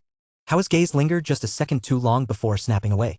There was a crack somewhere behind his azure eyes, and whatever was leaking through wasn't healthy. And all of it pointed back to one person. Alisara. Rachel wasn't the jealous type, or rather, she was, but in the sophisticated, politically trained way that didn't involve throwing glasses or plotting assassinations. She could admit when someone was beautiful. And Alisara wasn't just beautiful, she was the kind of beautiful that rewrote standards. The kind of beautiful that made rooms quieter when she entered. But Arthur didn't chase after beauty. He wasn't driven by it. Something else was happening. Something deeper. Something colder. Rachel didn't like it. At all. "Welcome," she said as the door to her suite slid open and the others arrived, Cecilia Slaymark, Seraphina Zenith, and Rose Springshaper. All three walked in like storms wearing noble shoes. Dangerous in their own ways. Unstoppable when aligned. And the only reason they were aligning was currently investigating the palace like a man with a death wish. "There's something wrong with Arthur," Rachel said, skipping pleasantries entirely. The others didn't argue. Cecilia nodded first, sharp and immediate. "I noticed it too. His whole aura's changed. He looks like he's carrying something heavy," Rose added, sitting down with a frown. "Like he's halfway through drowning but still walking upright." "I saw it too," Seraphina said, voice cool and flat. "He's not acting like himself." "It's that woman," Cecilia muttered, her crimson eyes gleaming in a way that made furniture feel nervous. "It started after she danced at the banquet." "She's more than just a distraction," Rachel said. "I'm fairly certain she's helping with his investigation somehow." That got the reaction she expected. Cecilia's eyes narrowed dangerously. Rose stiffened slightly. Seraphina, however, didn't react, which for her was a reaction. "How certain are you?" Seraphina asked. "Half," Rachel admitted. "Maybe more. I've seen movement near Arthur's wing that doesn't add up." "Then it's true," Seraphina said. The other two turned to her. "I checked after their team started making too much progress," Seraphina explained. "There have been magical signatures in his quarters, faint but distinct. Someone's been visiting him." Rachel sat back, exhaling slowly. Alisara wasn't just getting close to Arthur. She was helping him. Working with him. Guiding him, maybe. And that meant this wasn't just about a pretty face or a suspicious stance. This was strategy. This was infiltration. And it was already working. "But she's the advisor," Rose said, frowning like the title itself offended her. "Why would she help an outsider? That's like a head diplomat handing over classified files because someone smiled at them the right way." "It can't be because she likes him," Cecilia added, arms folded and voice sharp. "Come on. No one falls that hard for someone in 2 days, not unless they've been hit with a love curse or suffered a major concussion. You're telling me she'd risk her position, maybe even her life, for a crush? Absolutely ridiculous." Rachel exhaled, rubbing her temples. "Cecilia's right. It makes no sense. Arthur doesn't flirt. Alisara doesn't act on whims. This isn't some whirlwind romance playing out like a bad serialized drama. It's something else." She looked around the room. 3 girls. 3 deadly talents. And every single one of them now very, very interested in protecting Arthur, even if they disagreed on how to do it. "I need your help," Rachel said finally. We can't wait around for him to talk to us. He won't. So we're going to pull him out of that damn head of his. What do you mean? Rose asked. Rachel leaned forward, her voice low and conspiratorial as she laid out the plan. By the end of it, Rose's face had turned a deep shade of pink, somewhere between bashful and caught reading something forbidden. Cecilia was smiling, the kind of smile that usually came before a coup. And Serafina, ever the composed one, gave a single nod, even though the tips of her pointed ears were very slightly red. It was time to act. The next morning, Arthur had just finished reviewing the previous day's findings and was clearly preparing to disappear into more work when the door to his temporary quarters slid open without so much as a knock. All four of them walked in like a perfectly coordinated ambush. Arthur, Rachel said sweetly. He looked up, wary. It was the sort of look you give an oncoming magical anomaly, just enough curiosity to investigate, but plenty of healthy fear too. We've decided something, Cecilia announced, her tone brooking no argument. Arthur blinked. What is it now? You're taking a break today, Rose declared. He stared. What? It's an official off day from investigations, Serafina added, her voice calm but definitive. All teams are resting today before the final push tomorrow. I was going to spend the day compiling. No, Rachel interrupted, placing a hand on her hip. You've spent every free moment wrapped up in your thoughts or sneaking off to do who knows what. You need a break. So, we're taking you out. Arthur stood, arms crossed, clearly preparing a tactical retreat. Out where? To explore the island, Cecilia said brightly. Enjoy the culture.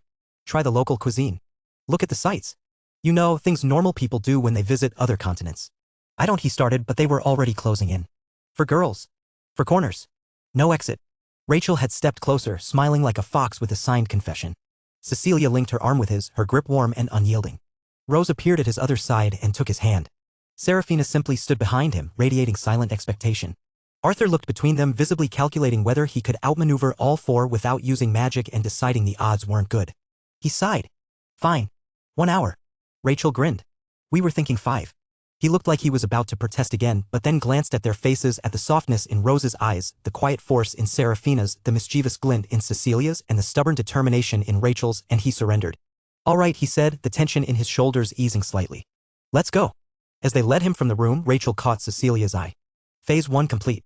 Now for the hard part, reminding Arthur there was more to life than mysterious pink-haired advisors and hidden chambers beneath the palace. Chapter 449, Confounding Love 2. I wasn't sure what I'd done to deserve this ambush, but as we stepped into the bright sunlight outside the palace, I found myself, for the first time in days, taking a full breath. My captor's guides had clearly planned this operation with military precision. Rose had somehow acquired a detailed map of the cultural district surrounding the palace, complete with annotations about the best local attractions. Serafina, ever practical, had arranged for transportation. Rachel had secured permission for us to leave the palace grounds, which was no small feat given the current tensions. And Cecilia had that dangerous gleam in her eye that suggested she'd happily incinerate anyone who tried to interrupt our outing. You need to relax, Rachel said, linking her arm through mine as we boarded the sleek hovertram that would take us to the island's main marketplace. You've been wound so tight, I'm surprised you haven't snapped. I've been busy, I protested weakly. Busy being obsessed, Cecilia corrected, settling into the seat across from me. There's investigating, and then there's whatever you've been doing. You look like you haven't slept in days. She wasn't wrong. Between the investigation and everything else weighing on my mind, sleep had become something of a luxury. It's just the pressure, I said. Serafina's cool gaze pinned me like a butterfly to a board. And you think working yourself to exhaustion will help you find the answers faster? Today, Rose interjected before I could respond, is about forgetting all of that. Just for a few hours. The hovertram glided smoothly through the lush landscape that surrounded the palace. Unlike the heavily restricted areas we'd been investigating, this part of the island was alive with activity. Local residents moved about their daily business, their crimson-accented clothing marking them as palace citizens. Despite my initial reluctance, I found my attention drawn to the scenery. The southern Sea-Sun Palace Island was beautiful, verdant forests interrupted by cascading waterfalls, all under the watchful glow of the red sun artifact that hovered perpetually in the sky. It's amazing, isn't it? Rose said, noticing my gaze. Despite everything, I can see why they're so protective of this place. It's their sanctuary, I agreed, thinking of the historical documents we'd found. They've been isolated for so long, they see outside influence as a threat. Today is not about investigation, Rachel reminded me firmly, giving my arm a gentle squeeze.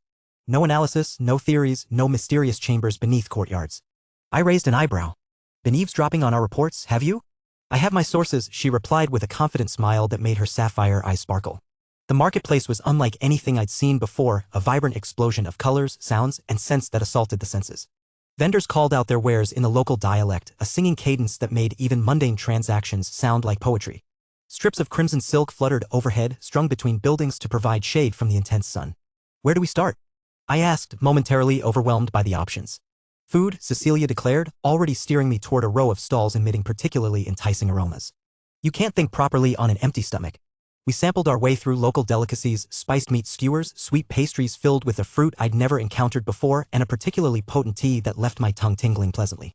For the first time in days, I wasn't thinking about vampires or anything related to our investigation. I was simply present. You're smiling, Serafina observed quietly as we moved through the crowded marketplace. It suits you better than the frown you've been wearing lately. I hadn't realized I was smiling. Hadn't realized how much I'd needed this simple moment of normality amid the gathering storm. Thank you, I said, meeting her eyes genuinely. All of you. I didn't know I needed this.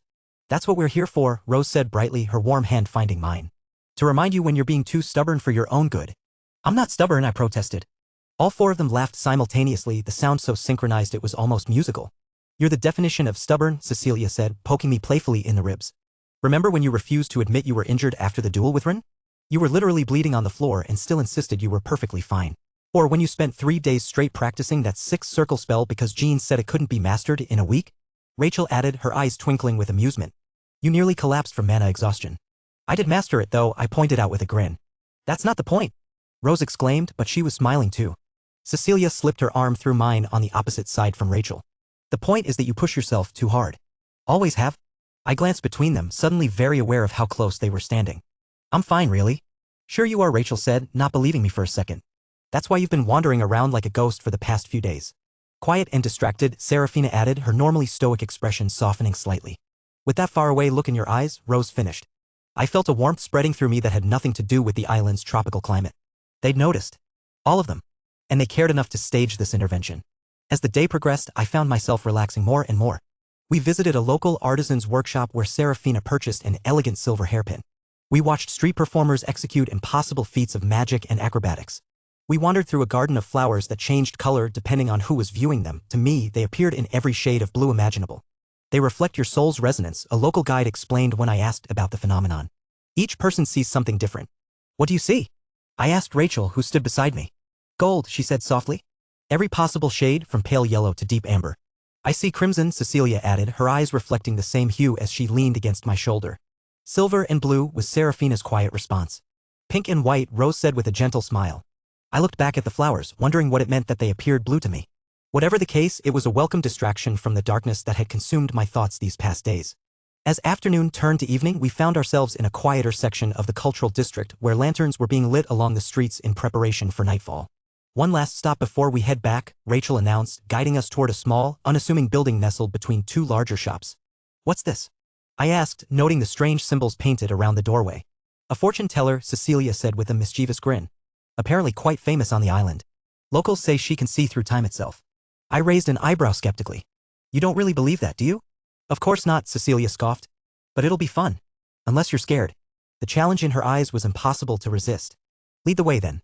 Chapter 450, Confounding Love 3. The interior of the fortune teller's shop enveloped us in a world apart from the vibrant marketplace outside. Heavy velvet curtains in deep crimson and purple draped the walls, muffling sound and creating an atmosphere of intimate secrecy. The air was thick with incense, sandalwood and something more exotic I couldn't quite identify. Crystal specimens of various sizes caught and refracted the flickering light from dozens of candles scattered throughout the space. The fortune teller herself was a surprisingly elegant woman. Despite her apparent age, she carried herself with remarkable poise. Her silver hair was woven with small charms and beads that clicked softly when she moved, and her eyes, a striking amber color in the dim light, seemed to take in everything at once. Welcome, she greeted us, gesturing to the circular table at the center of the room. I am Madame Vesta. Please be seated. We arranged ourselves around the table, the girls exchanging excited glances while I maintained my skepticism. The fortune teller settled into her chair and withdrew an ornate deck of cards from a silk-wrapped bundle. These cards speak to me, she explained, her fingers deftly shuffling the deck with practiced ease. They reveal truths hidden from ordinary sight, paths taken and not taken, wounds healed and still bleeding, futures waiting to unfold. I'll go first, Rachel volunteered, leaning forward with an eagerness that surprised me. For someone so practical, she seemed unusually interested in this mystical display. Madame Vesta nodded, spreading the cards in a graceful arc. Choose 4 cards that call to you, Princess of the North. Rachel's eyebrows rose slightly at the use of her title, something we hadn't mentioned, but she complied, letting her fingers hover over the spread before selecting 4 cards. The fortune teller arranged them in a cross pattern and turned them over one by one. The Queen of Swords, she announced, revealing the first card. Your mind is sharp as the blade she wields. You see through deception, cutting away falsehoods to reach truth. Rachel's lips curved in a slight smile. The assessment wasn't inaccurate. The 10 of Cups. The second card showed a family beneath a rainbow of cups. This represents what you truly seek, not just power or position, but genuine connection. Emotional fulfillment that wealth cannot buy. The third card depicted a seated woman with a scroll, her face serene and knowing. The High Priestess. Your intuition runs deeper than you acknowledge. You sense things others miss even when your eyes are closed. The final card showed a man standing between two wands looking out at the horizon. The Two of Wands. You stand at a crossroads, princess. Soon you must choose between the path of security and one of uncertain adventure. Rachel sat back, her expression thoughtful. Interesting was all she said, but I could see the fortune teller's words had resonated with her. I'll go next, Cecilia declared, her tone suggesting she viewed this more as entertainment than divination. She selected her cards with decisive gestures, almost challenging the deck to reveal something meaningful. The Queen of Wands, Madame Vesta said, turning over a card showing a woman with a sunflower and a black cat. Fire burns in your soul, Princess of the Empire. Your presence commands attention, your passion inspires others. Cecilia smirked, clearly pleased with this assessment. The Emperor reversed. The next card showed a regal figure on a throne, but upside down. You struggle with questions of control and authority. Perhaps not all battles can be won through sheer force of will. Her smirk faded slightly. Five of Swords. This card depicted a man gathering swords while others walked away defeated. Beware victories that cost too much. Not all conflicts are worth the price of winning them. The fortune teller's gaze was direct as she turned over the final card. Strength. Your true power lies not in domination but in the gentle command of your own nature. The lion is tamed not by force but by patience and inner resolve. Cecilia's crimson eyes narrowed slightly. Are you saying I'm out of control? The cards say only what needs to be heard, Madame Vesta replied calmly. What you choose to hear is your decision alone. Serafina, who had been watching silently, now reached for the cards. Her selection was methodical, each choice appearing carefully considered. Eight of Pentacles, the fortune teller began. The card showed a craftsman working diligently on his creations. Your dedication to mastery serves you well. You perfect your skills with patience and precision. Serafina nodded slightly, accepting this as a simple truth. Four of Swords. This card depicted a knight resting. Even the sharpest mind must rest to maintain its edge. There is wisdom in stillness that cannot be found in constant striving. The Hermit. A robed figure holding a lantern in darkness. Solitude has been both your teacher and your prison. You carry your own light but sometimes illuminate only your own path. The final card showed children playing among cups. Six of Cups. Look to forgotten joy and simplicity, they hold wisdom your discipline alone cannot reach. Serafina's expression remained composed, but I noticed her fingers brush unconsciously against the silver hairpin she'd purchased earlier. Something in the reading had touched her. Rose hesitated before selecting her cards, her fingers trembling slightly as they hovered over the spread. Don't worry, Rachel encouraged her. It's just for fun. Rose nodded and made her selections. The fortune teller's expression shifted subtly as she arranged the cards. Page of Cups, she began. The card showed a young person with a cup containing a fish. Your heart speaks truths others cannot hear. You possess emotional wisdom beyond your years. Nine of Pentacles. A woman stood in a lush garden. The garden you've cultivated blooms with your independence. You have built your own sanctuary from that which sought to contain you. Rose's eyes widened slightly at this. Seven of Cups reversed. The card showed cups filled with various symbols but upside down. The mists of confusion are clearing. What once seemed like multiple paths reveals itself as illusion. Madame Vesta paused before turning the final card, studying Rose with unusual intensity. The sun, she said finally. Light after darkness. The warmth of clarity after the cold shadow of deception. She leaned forward, her voice dropping. Your mother's chains cannot bind you forever. The cult's legacy ends with you if you choose it. Rose paled visibly, her hands clenching in her lap. How did you? The cards know what the heart conceals, Madame Vesta said gently. Your path leads toward healing, not repetition. A tense silence fell over the table. Your turn, Arthur, Rachel said, breaking the uncomfortable moment. I hesitated, then reached for the cards, selecting four that seemed to draw my attention despite my skepticism. Madame Vesta's hands stilled momentarily as she turned over the first card. The tower, reversed, she said. The card showed a tower struck by lightning, people falling from it, but upside down. You resist a necessary breakdown of false structures. Sometimes destruction is the only path to truth. The second card showed a naked figure in a wreath. The world. Completion of a cycle, wholeness across different realms. You stand at a junction where endings and beginnings converge. Death. Despite its ominous name, the card depicted a scene of transformation. Not literal death, but metamorphosis. The shedding of an old self to make way for the new. The final card showed a figure about to step off a cliff. The Fool. A leap of faith awaits you. Innocence restored through wisdom hard won. Madame Vesta studied the pattern before her, then looked up at me with an intensity that made me shift uncomfortably. You stand at a crossroads between worlds, she said, her voice taking on a rhythmic cadence. Fighting against revelations that must come. The completion you seek is within reach, but only through transformation can you begin anew. Two souls intertwined across realities, one journey ending as another begins. A chill ran down my spine. Her words felt too specific, too close to the truth I'd been grappling with. The others were watching me with varied expressions of curiosity and concern. That's quite poetic, I managed to say, trying to maintain my skeptical facade.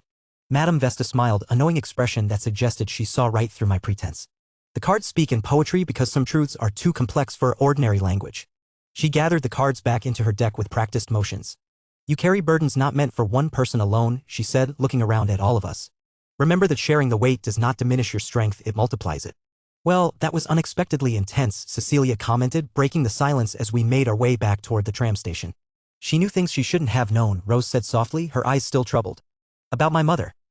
Rachel put an arm around Rose's shoulders. Fortune tellers are good at reading people. She probably picked up on subtle cues. Perhaps, Serafina agreed, though she didn't sound entirely convinced. As for me, I couldn't shake the feeling that Madame Vesta had seen far more than she should have been able to. Her invitation to return at midnight lingered in my thoughts. Did she truly know something about my connection to Alisara? About Emma? The girls were watching me, their expressions varying degrees of concerned and curious. What do you think, Arthur? Rachel asked. Was she the real deal, or just good at cold reading? I forced a casual shrug. Probably a bit of both. She certainly knew how to create an atmosphere. As we boarded the tram back to the palace, I felt a strange mixture of emotions. The day had been a welcome respite from the intensity of the investigation, a chance to simply enjoy the company of these four remarkable women. But the fortune teller's words had brought me back to the reality I'd been trying to escape, the mystery of Alisara, the looming threat of the vampire monarch, and the truth about my own existence in this world. Chapter 451, Dia Solaran, 1. Lucifer intended to find the girl he saw at the banquet. The girl who seemed around his age, the palace lord's daughter, and a very strong talent. So, taking this break day as his chance, he did. He chose to approach her in order to find the necessary evidence against the Southern Sea Sun Palace due to how far behind his and other investigation groups were from Arthur's. The sound of steel cutting through air drew his attention as he passed a secluded courtyard. Quick, precise strikes followed by moments of stillness, then another flurry of movement. Someone was training and with remarkable discipline. He paused at the entrance, observing without announcing himself. The courtyard was small but elegant, ringed by crimson-leaved maples and equipped with training dummies and weapon racks. At its center stood a young woman with hair the color of fresh blood and eyes as golden as real gold, wielding a slender rapier with practiced precision. Dia Solaran. Her movements were fluid yet forceful, each strike flowing into the next with a rhythm that spoke of years of dedicated practice. She wore simple training garments rather than the elaborate robes typical of palace nobility, her hair tied back in a practical style that emphasized the sharp angles of her face. What struck him most was the intensity of her focus. While his own training often attracted an audience, something he'd grown accustomed to over the years, Dia moved as if performing for no one, each strike executed with the same dedication whether observed or not. True mastery, his father would have said, was found in the movements made when no one was watching. Lucifer stepped into the courtyard, deliberately scuffing his boot to announce his presence rather than startling her. Dia paused mid-thrust, her golden eyes flicking toward him with a wariness that seemed excessive for someone in her position. My apologies for the intrusion, he said, keeping his tone respectful and neutral. I was assigned to inspect the training facilities. Dia lowered her rapier but didn't sheath it. This area isn't part of the public training facilities, she replied. Her voice was cool but not outright hostile. It's a private courtyard, Your Highness. Then I've overstepped, Lucifer acknowledged with a slight bow. I'll continue elsewhere. He turned to leave, but her voice stopped him. You're Lucifer Windward, the prince of the northern continent and rank 1 among all the students who come here. It wasn't a question, but he answered anyway. I am. Dia studied him for a moment, her expression unreadable. Your strength at your age is incredible. Few can hope to reach high integration rank. The compliment was unexpected. Thank you, he replied. Your swordplay shows similar dedication. A flicker of something pride? Wariness crossed her features. We have different standards here than in the East. What you witnessed was merely basic form practice. And I doubt it's little more than child's play in your eyes. Nothing about your technique is merely basic, Lucifer countered. He stepped further into the courtyard, moving toward one of the weapon racks. Your control is exceptional, particularly in the transition between strikes. Dia watched him with narrowed eyes as he examined the training weapons. The rack held an assortment of practice blades, wooden, blunted steel, even a few crafted from specialized materials designed to handle magical enhancement. Your investigation concludes soon, she said abruptly. Then you and your companions will return. Lucifer nodded, picking up a wooden practice sword and testing its balance. That's the arrangement, yes? And what have you discovered? In your thorough investigation? There was a subtle edge to her words, a challenge beneath the polite inquiry. He turned to face her fully. I suspect you already know the answer to that. Do I? Your father has been remarkably effective at redirecting our efforts. Every time we find something interesting, we're reassigned or restricted. He replaced the wooden sword on the rack. It's almost as if the Southern Sea Sun Palace has something to hide. Dia's posture stiffened. All nations have their secrets. The East is no different. True, Lucifer conceded. But most nations don't go to such lengths to conceal them. For a moment, they regarded each other in silence. Dia was the first to look away, returning to her practice stance. If you'll excuse me, I need to continue my training. Rather than leaving, Lucifer moved to another part of the courtyard and began his own warm-up exercises. He didn't look directly at Dia, but he could feel her attention on him, her rhythm disrupted by his presence. After several minutes of stretching and basic forms, he spoke again. The palace's isolation has preserved many traditional techniques that have been lost or modified elsewhere. It would be educational to observe more of your training methods before we depart, especially since you are a genius. Dia executed a complex series of thrusts before responding. There are scrolls in the Eastern Library documenting our basic forms. You can request access if you're genuinely interested in scholarship. Scrolls can't demonstrate the practical application, Lucifer pointed out. They can't show the subtle adjustments, the weight distribution, the timing. She paused, lowering her rapier slightly. Why are you really here, Lucifer windward? This courtyard isn't on any official map of the palace. You didn't simply stumble across it. It was a fair question. The truth that he had indeed found it by chance seemed less credible than any fabrication he might offer. I followed the sound of your training, he said simply. Good swordplay has a distinctive rhythm. And the way your sword sang from your sword resonance was simply brilliant. Dia's eyes narrowed skeptically. And your interest is purely academic, I suppose? My interest is in understanding, Lucifer replied. Not just techniques, but the people who practice them. The Southern Sea Sun Palace has remained isolated for centuries, yet maintained a tradition of martial excellence as seen here. That suggests a culture that values strength even in the absence of external challenges. We value strength because we understand its necessity, Dia said, her voice suddenly fierce. The world beyond our shores has rarely shown kindness to those who cannot defend themselves. The intensity of her response caught him off guard. There was history there, personal, not just political. Of course, he knew all about it. The Vizierians who crushed the pride of the palace when they tried to reach into the southern continent and more. On that we agree, he said quietly. Something in his tone made her look at him more carefully. For the first time, her expression held genuine curiosity rather than guarded suspicion. Your family name, the Windwards. I heard they hold the same level of strength as the Vizierians. Dia asked. Lucifer nodded. Vizierians of the south with their draconic flames and spearmanship, and the Windwards of the north with their swordsmanship steeped deep in ice magic were compared against each other more often than not. I am an exception among my family though, Lucifer felt the need to add. Dia seemed to accept this, understanding where it came from. She resumed her practice, though her movements now seemed more demonstration than true training. Your form is excellent, Lucifer observed after watching for several minutes. But you favor your right side on defensive maneuvers. Against an opponent who recognizes the pattern, it could become a vulnerability. She stopped mid-motion, turning to face him fully. You presume to critique my technique after a few minutes of observation? Not critique, he clarified. Observe. The difference is significant. Dia's expression hardened, but there was a flicker of interest in her eyes. And how would you suggest addressing this supposed vulnerability? Lucifer stepped forward, drawing one of the practice swords from the rack. Through practical application. Theory only takes us so far. You're suggesting we spar? There was disbelief in her voice, but also, he thought, a hint of intrigue. I am. He took a basic ready stance, the wooden sword held loosely in his hand. Unless you believe training alone will adequately prepare you for real combat. Her eyes narrowed. You're very presumptuous for a guest in my home. Perhaps, he acknowledged with a slight smile. But am I wrong? Dia considered him for a long moment, her crimson eyes calculating. Then, with a decisive motion, she sheathed her rapier and moved to the weapon rack, selecting a practice sword that matched his own. Very well, she said, stepping into the center of the courtyard. But understand this, in the Southern Sea Sun Palace we don't hold back simply because someone is a visitor. Lucifer's smile widened as he moved to face her. I would expect nothing less. As they circled each other, wooden blades raised, he realized this was the first genuine interaction he'd had with any member of the palace since their arrival. No diplomatic facades, no carefully constructed misdirection. Just two warriors preparing to test their skill against one another. Sometimes, Lucifer reflected, the most direct path to truth ran through the clash of blades rather than words. Chapter 452, Dia Solaran 2. Wood met with a crystalline ring as Lucifer and Dia circled each other in the secluded courtyard. Though they wielded practice swords, both had infused their weapons with enough resonance to create the distinctive sound of true combat. Dia struck first, a lightning-fast thrust aimed at Lucifer's left shoulder. He parried with a controlled flick of his wrist, the economy of his movement betraying years of relentless training. They separated, reset, and engaged again. Your style is interesting, Lucifer observed as they exchanged a series of probing attacks. His verdant eyes tracked her movements with calm precision. Elements of traditional Eastern fencing, but with unique flourishes I haven't seen before. Dia moved like flowing water, her footwork precise and light. The Southern Sea Sun Palace preserved techniques that were lost when the Eastern schools standardized their approaches, she replied, seamlessly transitioning from defense to offense with a diagonal slash. Lucifer sidestepped rather than parrying, allowing her blade to pass harmlessly by.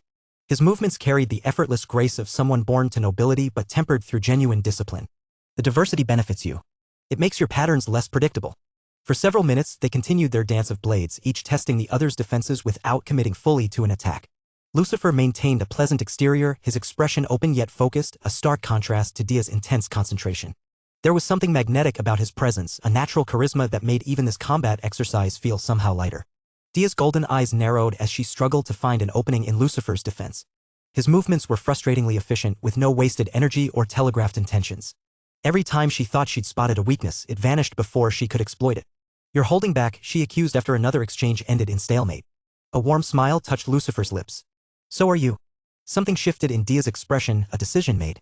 Her next series of attacks came faster, her blade humming with increased resonance as she channeled more mana into her strikes. The practice sword glowed faintly with crimson energy, leaving trailing arcs of light as it cut through the air. Lucifer met her heightened intensity with his own, though his demeanor remained remarkably unruffled. His sword resonance manifested as a subtle shimmering along his blade, neither flashy nor overwhelming, but perfectly controlled. Each clash now released small bursts of energy, sparking between their weapons like miniature lightning storms. As the spar intensified, Lucifer's god's eyes activated naturally, a response to the increasing challenge. The legendary gift of the Windward Royal line shone through, his verdant eyes taking on a faint luminescence as their perceptive abilities sharpened dramatically. The world around him seemed to slow fractionally, details becoming crystal clear. He could track the minute adjustments in Dia's footwork, the subtle shifts in her balance that telegraphed her next move before she made it. Dia's eyes narrowed. She quickly came to a conclusion. She would need her gift. With a sudden backstep, Dia created distance between them. A miniature sun formed, no larger than an apple but burning with intense crimson energy that matched her eyes. The temperature in the courtyard rose noticeably as the tiny star pulsed with controlled power. "The Solaran gift," Lucifer observed, his voice carrying genuine appreciation rather than competitive assessment. "I didn't expect you to reveal it in a practice match." Dia's expression remained focused. "Consider it professional courtesy. You've shown me yours."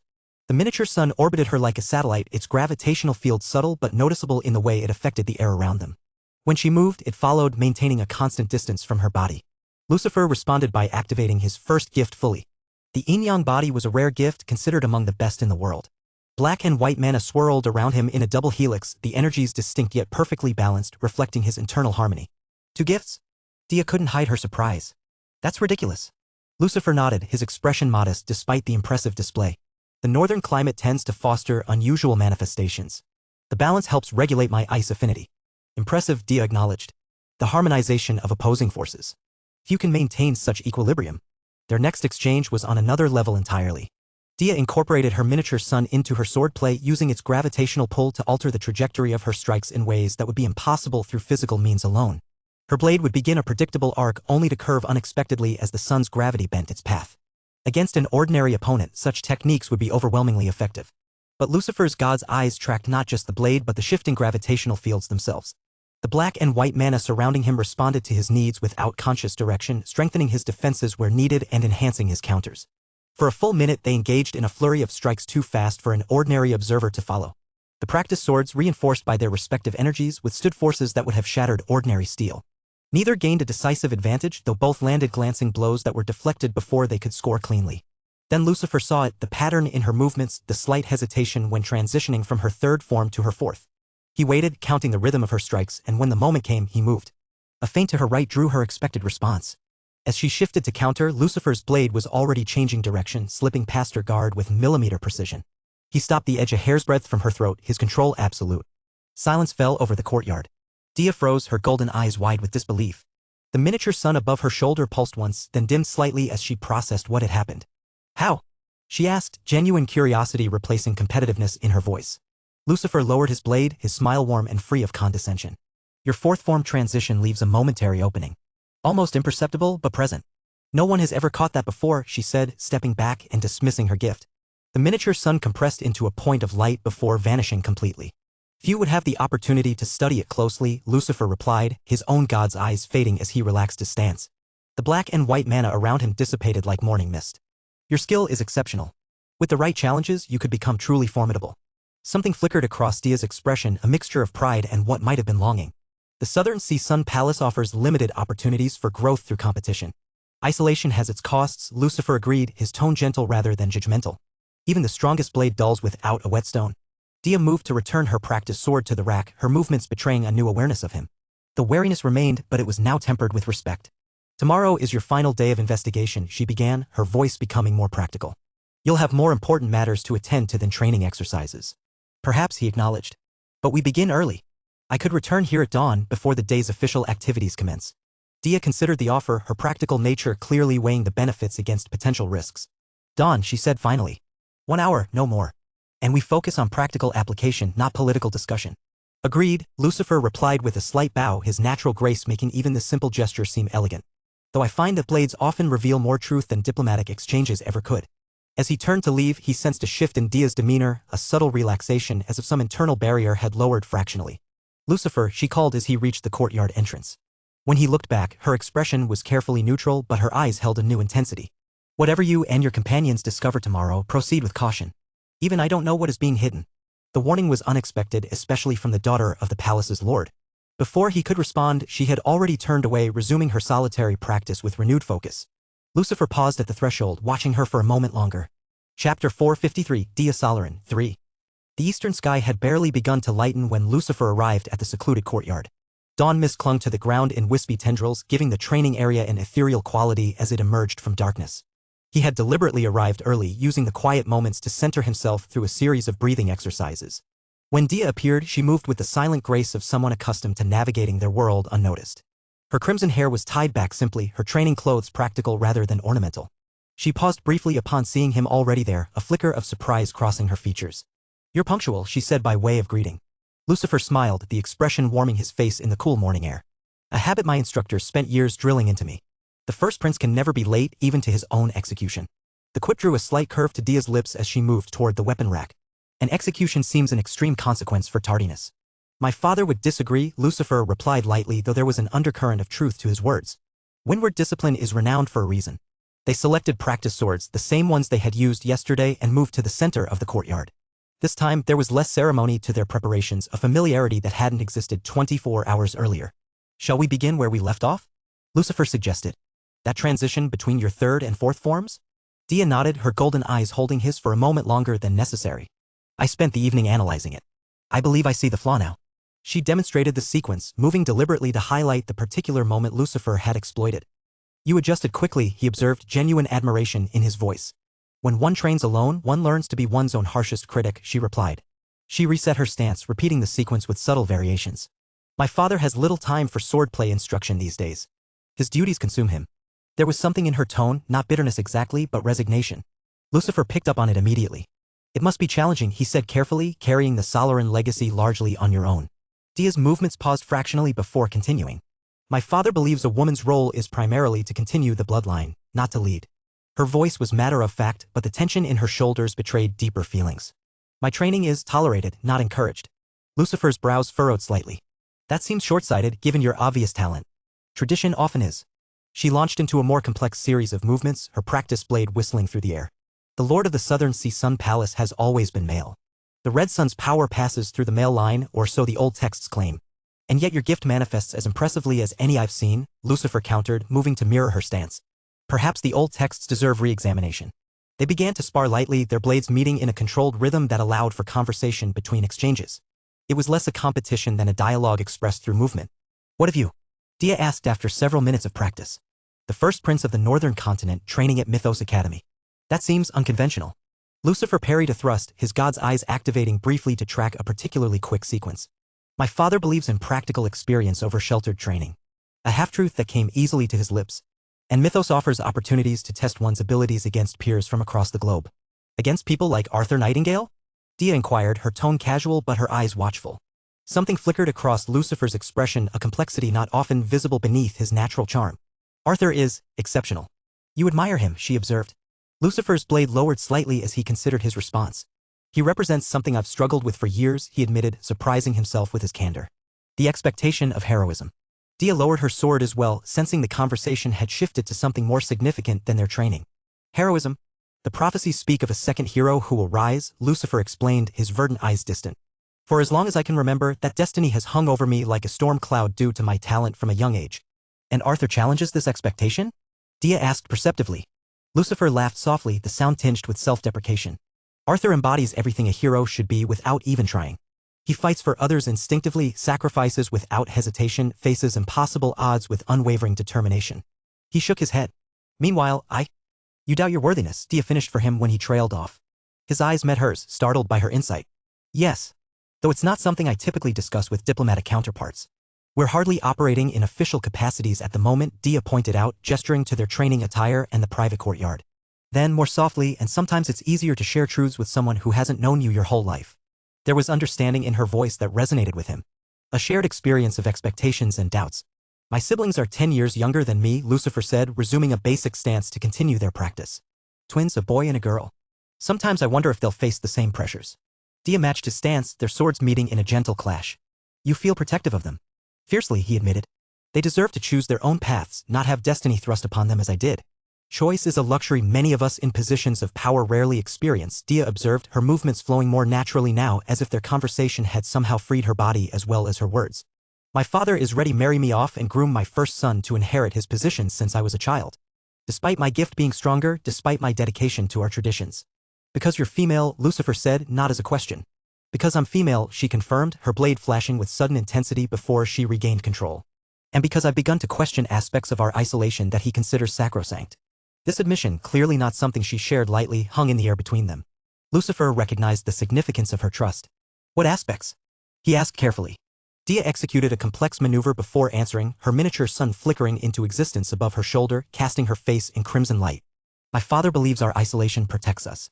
That the outside world would destroy what makes the Southern Sea Sun Palace unique. The tiny star pulsed with her emotions. But I've studied our history. We weren't always cut off from the world. We once had diplomatic ties, trading relationships, cultural exchanges. It's difficult to stand in the shadow of a legacy you can't fully see, he said softly. As difficult as standing in the light of a prophecy you don't feel worthy of, she returned, understanding flowing between them. Their sparring had evolved into something more like a dance, their movements synchronized despite the weighty conversation. The yin-yang body gift activated around Lucifer, its black and white mana swirling in harmony with Dia's miniature sun as they circled each other. Do you believe in destiny, Lucifer windward? Dia asked suddenly, her blade coming to rest against his in a perfect cross. The question caught him off guard, but he answered honestly. I believe in choices. Even within the constraints of prophecy or tradition, we always have choices. What if the choices before us lead to betrayal either of others or ourselves? Her voice had grown quieter, more intense. Then we choose what we can live with, he replied, his verdant eyes holding hers steadily. And hope for understanding from those who matter. Something shifted in Dia's expression, a softening, a vulnerability rarely permitted to surface. For a moment, she wasn't the daughter of the Southern Sea Sun Palace's lord, but simply a young woman carrying burdens too heavy for her shoulders alone. Impulsively, Lucifer lowered his sword completely and reached out, his fingers lightly brushing against hers where they gripped her weapon. The contact was brief, almost imperceptible, but the gesture spoke volumes. Today is your final day here, Dia said, her voice barely above a whisper. Yes, he confirmed. What happens after you leave? The question carried layers of meaning about the investigation, about what might be discovered, about this unexpected connection between them. Lucifer's smile returned, though tempered with something more serious than his usual radiance. That depends on what we find today and on what choices are made afterward. Dia nodded, understanding the unspoken complexities. She stepped back, resuming her practice stance, but something had changed between them, a trust had formed, fragile but real. As dawn fully broke over the palace, casting long golden rays across the courtyard, they continued their dance of blades. But now, with each exchange, they shared not just techniques but pieces of themselves, two souls finding unexpected resonance amid a palace of secrets. Chapter 454, Alisara Velcroix 1. It was the last day of investigation already and things weren't looking good for us. The investigation really hadn't revealed much and I was going blank, trying to determine what to do in order to achieve my goal. Problem was that I had no idea.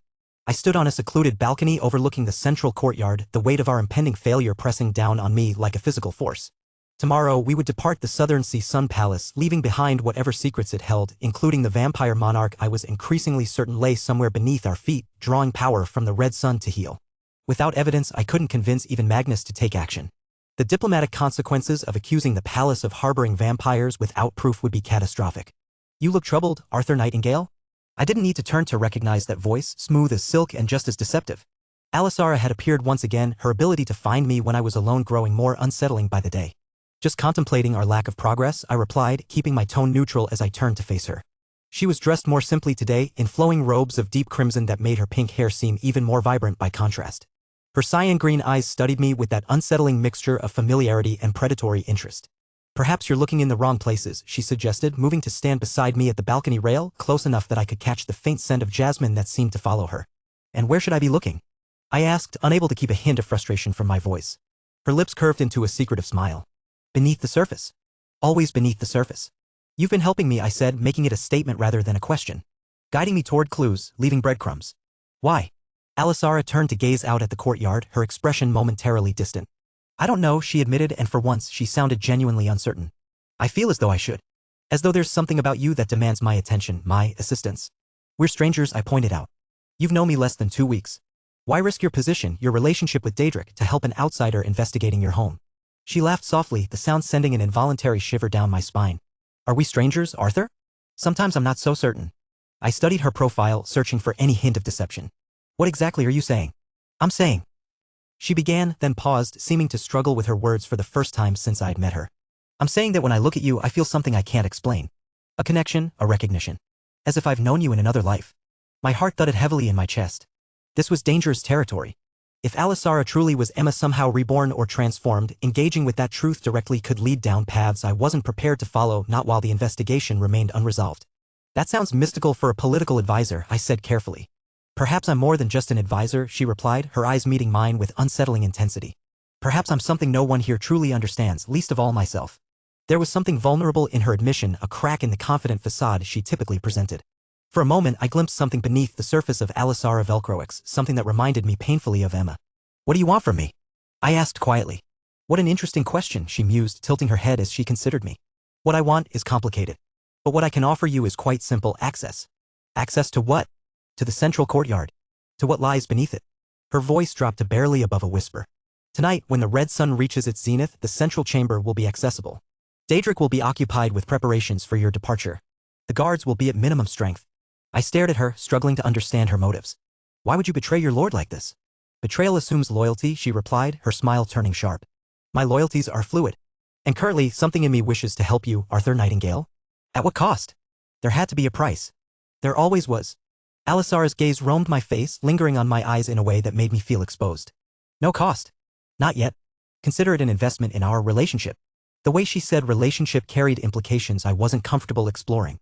Whatever connection existed between us, whether due to Emma or something else entirely, it was tangled with dangers I couldn't fully comprehend. You're playing a dangerous game, I observed. All games worth playing are dangerous, she countered. The question is whether you're willing to play. I weighed my options carefully. Alisara's offer was my best chance to discover the truth, but trusting her felt like walking blindfolded along a cliff edge. Yet what choice did I have? Without evidence, the investigation would end in failure and the vampire monarch would continue growing stronger. How would I access the central chamber? I asked finally. Her smile widened, triumph glinting in her eyes. There's a maintenance entrance on the eastern side of the courtyard. It appears to be sealed, but the wards are illusory. Press the third stone from the bottom where the red sun symbol is carved and the passage will open. And the guards will be otherwise occupied at precisely midnight. Her confidence suggested she'd already arranged for this distraction, whatever it might be. I should have questioned her further, should have demanded to know why she was really helping me. But the opportunity was too critical to risk with excessive caution. If this is a trap, I began. It isn't, she interrupted. Not for you, at least. Before I could respond, she reached out, her fingertips lightly brushing my cheek in a gesture so familiar it made my chest ache.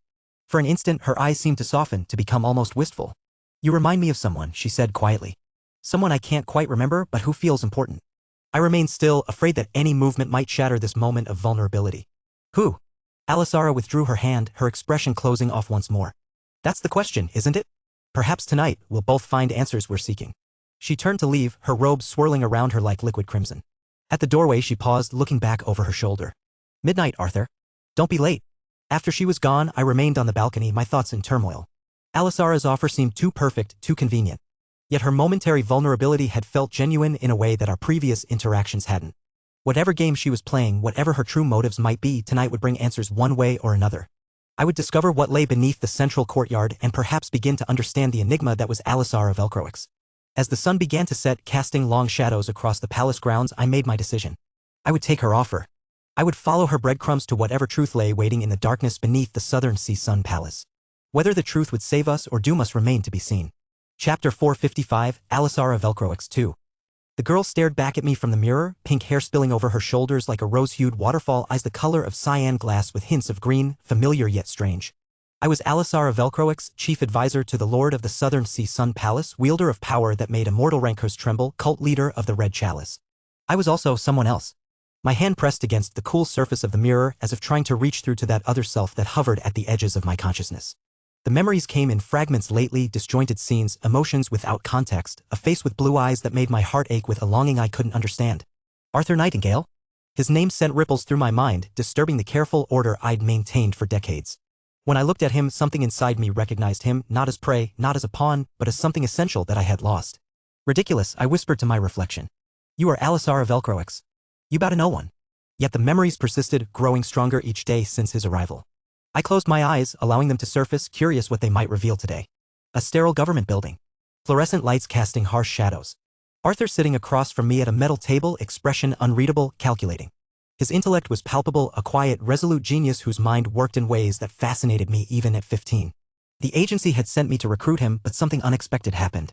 I saw beyond his mind to something deeper, something that made my young heart flutter when his eyes met mine. I opened my eyes, my breath coming faster.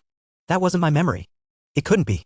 I had never worked for any agency, had never been tasked with recruiting anyone. And yet, I remembered the nervous anticipation as I'd prepared to meet him, the file I'd memorized detailing his extraordinary achievements, the way my superiors had emphasized his importance to our work. The memories were becoming more detailed, more specific. No longer just emotions or glimpses, but full scenes of a life I had never lived. A life as someone named Emma Castle. Emma. The name tasted strange on my tongue, yet familiar. It unsettled me, this invasion of self by another. I was Alisara, shaped by blood and cruelty, forged in flame and shadow. These memories of structured order and adolescent infatuation had no place in me. Yet they persisted, growing stronger with each day, each encounter with Arthur. I pushed away from the mirror, moving to my private chambers where ancient tomes lay open on my desk. Research into memory, soul transference, reincarnation, topics I had dismissed as irrelevant until now. Nothing in them explained what was happening to me, this slow fracturing of identity. A different memory surfaced then, not Emma's past but my own dark beginnings. I was 7 years old, standing in a dimly lit chamber beneath my father's mansion. My small hand was engulfed in his larger one as he led me forward, his voice gentle but firm. You must learn, my little rose, what true love means, he said, guiding me toward a large iron cage. Inside, a woman wept, beautiful despite her tears, her long hair tangled around her face. She looked up as we approached, her eyes finding mine with desperate intensity. Alisara, she whispered. My sweet girl? My father's grip tightened painfully on my hand. Your mother has been making poor choices, Alisara. She thought she could leave us. Leave me. The woman, my mother, shook her head frantically. Revan, please? Not in front of her. She's too young for this. My father knelt beside me, turning me to face him. His eyes, so like my own, burned with something that frightened and fascinated me. She's never too young to learn about love. Real love? The kind that consumes everything. He snapped his fingers, and from the shadows came 2 figures, bound and gagged. An elderly man and woman, their eyes wide with terror. My mother screamed, lunging against the bars of her cage. No. Please, no. Not my parents. My father's hand settled on my shoulder, warm and heavy. Watch carefully, Alisara. This is what happens when someone you love tries to escape. You remove every other attachment they have. You make yourself their entire world. That is how love endures. What followed was a lesson in blood and screams, in power and possession. My mother's parents died slowly, their lives extinguished as she watched, helpless to intervene. When it was over, something had broken in her, a light extinguished, replaced by empty obedience. Do you see now, my rose? My father asked, wiping blood from his hands. She'll never try to leave again. She has nothing left but me. That is love in its purest form, complete possession. I gasped, the memory receding like a tide leaving jagged shells on the shore. My father's lessons had continued throughout my childhood, lessons in control, in breaking rather than nurturing, in equating love with absolute dominion. Such memories should have brought shame, or horror, or regret. Instead, they twined with Emma's memories of Arthur, creating something new and terrible. A desire not just for connection but for possession. A love warped by my father's teachings yet infused with Emma's genuine emotion. I wanted Arthur. Not just physically, not just emotionally, but completely. I wanted to own him, to break him, to reform him in the image of my desire.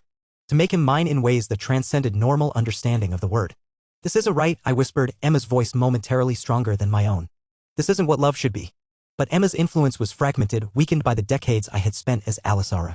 Her memories offered glimpses of healthier attachment, the flush of first love at 15, watching Arthur work through problems no one else could solve, the quiet pride when he acknowledged her insights despite her youth. But they couldn't override the fundamental nature my father had cultivated in me. I moved to the window, gazing at the red sun hanging in the night sky. Its crimson light bathed my skin, reminding me of the power I commanded, the cult that bowed to my will, the vampires who feared and respected me. Another memory surfaced, more recent, a conversation overheard between the vampire monarch and Cassius. The gates of transcendence, the monarch had said, his voice weak but determined. They exist beyond the boundary of high radiant rank. They are the threshold between merely powerful and truly divine. Cassius had scoffed. A myth. No one has crossed them in 10,000 years. Because no one has possessed the raw ability, the monarch replied. Not even I could cross them. But there is one among us who might. The gates of transcendence. My recent studies had uncovered references to them, a threshold that separated the highest radiant rankers from those who had ascended to pseudo-godhood. Not a barrier of philosophy or detachment, but one of sheer, overwhelming power and will. I understood now why I had been drawn to Arthur, why these memories of Emma had been surfacing. They were a test, a challenge to overcome. If I could harness this pure, young love Emma had felt for Arthur and twist it into the consuming possession my father had taught me, I would be fueling my ascension with the most powerful emotion possible. Arthur was my key to the gates of transcendence. By breaking him, by claiming him completely, I would achieve what even the vampire monarch could not. I would cross those gates through my sheer ability, enhanced by the purity of Emma's love, corrupted by my will. The realization sent a wave of pleasure through me, a certainty that crystallized my fractured thoughts into singular purpose. I had arranged for Arthur to access the central chamber tonight to discover the vampire monarch. What happened after would determine both our fates. If Arthur tried to expose what he found, I would need to act quickly. The ritual to absorb my blood contract with the vampire monarch was already prepared. In his weakened state, he couldn't prevent me from taking what was rightfully mine, the power, the cult, the future. And Arthur? Arthur would be mine as well. Not as an advisor or an ally or even a lover in the conventional sense. He would be my possession, my conquest, my living proof that I had the ability to cross the gates that even the vampire monarch could not.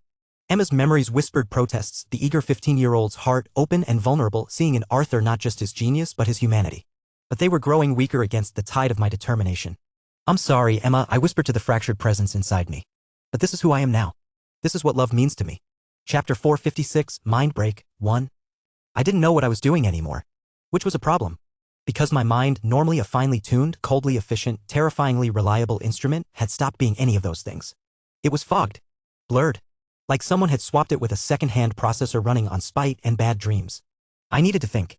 I needed to focus. I needed to stop the resurgence of the vampire monarch. That was my duty. My reason. The anchor to everything I'd built. And right now, it was the only thing that felt real. I ignored Luna's voice rattling around inside my skull. Whatever she was saying, it didn't matter. Not now. Her usual chaotic wisdom could wait. Or vanish. 2 guards from the Southern Sea Sun Palace stood before the door I needed to pass through. Both white rankers. Strong by normal standards, but right now I didn't have the patience to care about normal standards. One of them stepped forward, doing his best impression of authority. This place is off. He didn't finish the sentence. Because sentences require heads. And his was now somewhere else entirely, not attached to the body it had been philosophically connected to seconds earlier. The second guard froze, eyes wide, sword halfway drawn before all neural signals between brain and arm were discontinued. The arm fell limp. He did too, shortly after. I stepped forward and placed my palm against the door. It clicked open with a whisper, either in obedience or resignation. Again, I thought. It didn't even surprise me. I stepped into the corridor beyond. It didn't matter. None of it mattered anymore. I pivoted on instinct, swinging my blade in a tight arc to block the strike I felt coming a fraction before it landed. Metal rang against metal. Aura clashed. Sparks lit the dark. Ciela skidded back, her expression more disappointed than surprised. You were right, she said to someone behind her. We should have kept a closer eye on him after he talked to her. Of course. Her. But it wasn't just Ciela. Rachel was there, silent but sharp-eyed. Serafina stood beside her, already drawing mana. Cecilia's red eyes shimmered. Rose looked hurt. What are you doing, Arthur? Lucifer asked. This is a diplomatic disaster. Ah. So none of them understood. They never did. I was right. I was right. My aura flared. When enhanced, sharp as a guillotine's edge. I didn't hesitate. I didn't ask for understanding. I launched the attack. Their eyes widened as the blast shot toward them, but Ciela intercepted it, her blade coated in her own wind aura as she redirected the force into the stone walls. This is not good, Lucifer muttered, already moving into position. I looked at them all. My so-called friends. My allies. I looked for them. For the 4 girls, Rachel, Serafina, Cecilia, Rose. Help me, I thought. Understand me. But Rachel shook her head slowly. Serafina wouldn't meet my eyes. Cecilia's jaw was tight, her lips pressed into a grim line. And Rose just looked down. It felt like the floor had vanished. Something cracked. Not physically. Not yet. But deep, somewhere behind my ribs and beneath my spine. Something foundational. They betrayed you. The thought came unbidden. Unwanted. But it was there. They chose them over you. More than the betrayal, it was the loneliness that hit. The cold, echoing void that rushed in to fill the gap. No understanding. No trust. No faith. Only doubt. Only distance. And then came the rage. I let it out. My full power surged, wind screaming around me, the floor fracturing, energy pouring from every inch of my body like the world had finally decided to come undone. Cloaked in storm-forged aura, I stood alone. They'd chosen their side. Now they'd see mine. Lucifer licked his lips, a nervous habit he hadn't indulged in for years. This wasn't good. Arthur stood at the center of the corridor, wind aura crackling around him like a hurricane trying to reason with itself. His eyes were bright with something too sharp to be sanity. It was like watching a star go nova and knowing you were still on the same planet.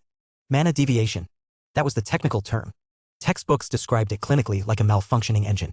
A disruption of emotional equilibrium leading to erratic mana behavior. But this wasn't erratic. This was focused. Controlled. And that was the real problem. Mana was emotional. It wanted to reflect the heart. When people were sad, their spells flickered. When they were angry, things exploded. But when someone's mind started to break, really crack under pressure, and they were still in control, that was when people died. Arthur wasn't just strong. He wasn't just smart. He was both and now unhinged enough to make every calculation without the part of the brain that hesitated. Lucifer could feel it now on his skin, in his bones. That pressure. The sharp edge of something that didn't want to be restrained. Arthur wasn't flaring mana for show. His entire presence had become a statement, do not get in my way. Lucifer clenched his jaw. A 1v1? Impossible. Not at his current strength. He'd lose, and probably spectacularly. Arthur wouldn't hold back. Not because he wanted to kill anyone, but because he wouldn't stop himself. He glanced at Rachel. Her lips were pressed into a tight line. Her sapphire eyes shimmered with something unspoken, something between grief and guilt. She looked like someone watching a house burn down that she used to call home. And it wasn't just her. Seraphina's fists trembled despite her icy calm. Rosa's magic pulsed erratically at her fingertips. Cecilia. Cecilia looked like she wanted to scream but couldn't find the words. To ask them to fight Arthur would be cruel. So Lucifer took the burden. He stepped forward, each footfall echoing with purpose. His blade came free in a clean, metallic whisper. White mana, pure and luminous, wrapped around it like a vow. Order made manifest. On top of it, the chill of ice, his elemental second nature, spilled across the ground in a thin sheen. His verdant eyes glowed as God's eyes activated, flooding his vision with analysis, probability, and the 1,000 variables of Arthur's stance. He took one breath. And then he moved. Winter's Ascent, the first movement of the myth of the Northern Peak. A sword form forged in the howling tundras of the northern continent where winter didn't just arrive, it ruled. This technique wasn't just about speed or power. It was about inevitability. Cold that crept into marrow and made the world stop breathing. The temperature dropped instantly. The moisture in the air crystallized. The corridor dimmed with the weight of frost and expectation. Lucifer struck, sword moving like a frozen waterfall, beautiful, merciless, and impossible to stop. And Arthur? Arthur didn't block. He let go of his own sword mid-swing, just enough to reach out with 2 fingers and touch Lucifer's blade. Lucifer's eyes widened. The white aura sliced into Arthur's fingertips. Blood welled up instantly, bright red against the icy air. But then, Arthur closed his hand, pushing his fist forward to meet the incoming blade. A pulse of force rippled out and Lucifer's sword jerked backwards like it had been yanked by a magnetic backlash. Lucifer staggered, barely managing to stabilize himself with a surge of white mana. He realized, too late, what had happened. Arthur hadn't just countered the attack, he'd broken it. Not physically. Strategically. He'd seen the weak point in Winter's Ascent, the exact spot where the movement transitioned between tempo and shattered its rhythm. Lucifer barely had time to recover when a 6-circle flame spell detonated across the hallway, roaring outward in a sweeping wave of fire. He'd rushed in, annihilating the frost that still clung to the air. The chill was gone. And Arthur was still standing. Still burning. And Lucifer's shoulder tendon was overstrained. He was about to channel wind mana, let the green light crawl through his limbs and patch up the overused tissue, but a warm glow enveloped him before he could lift his hand. Rachel knelt beside him, her palm pressed against his shoulder. Her light-based healing magic shimmered like sunlit silk, softer than his own but infinitely more refined. Precise. Intentional. He blinked. I could have it. I know, she said quietly. There was a flicker of something deeper in her magic. Not just a standard heal. Not a casual patch job. This was something else. The light intensified, turned golden. Holy. Rare. A divine miracle. Angel wings.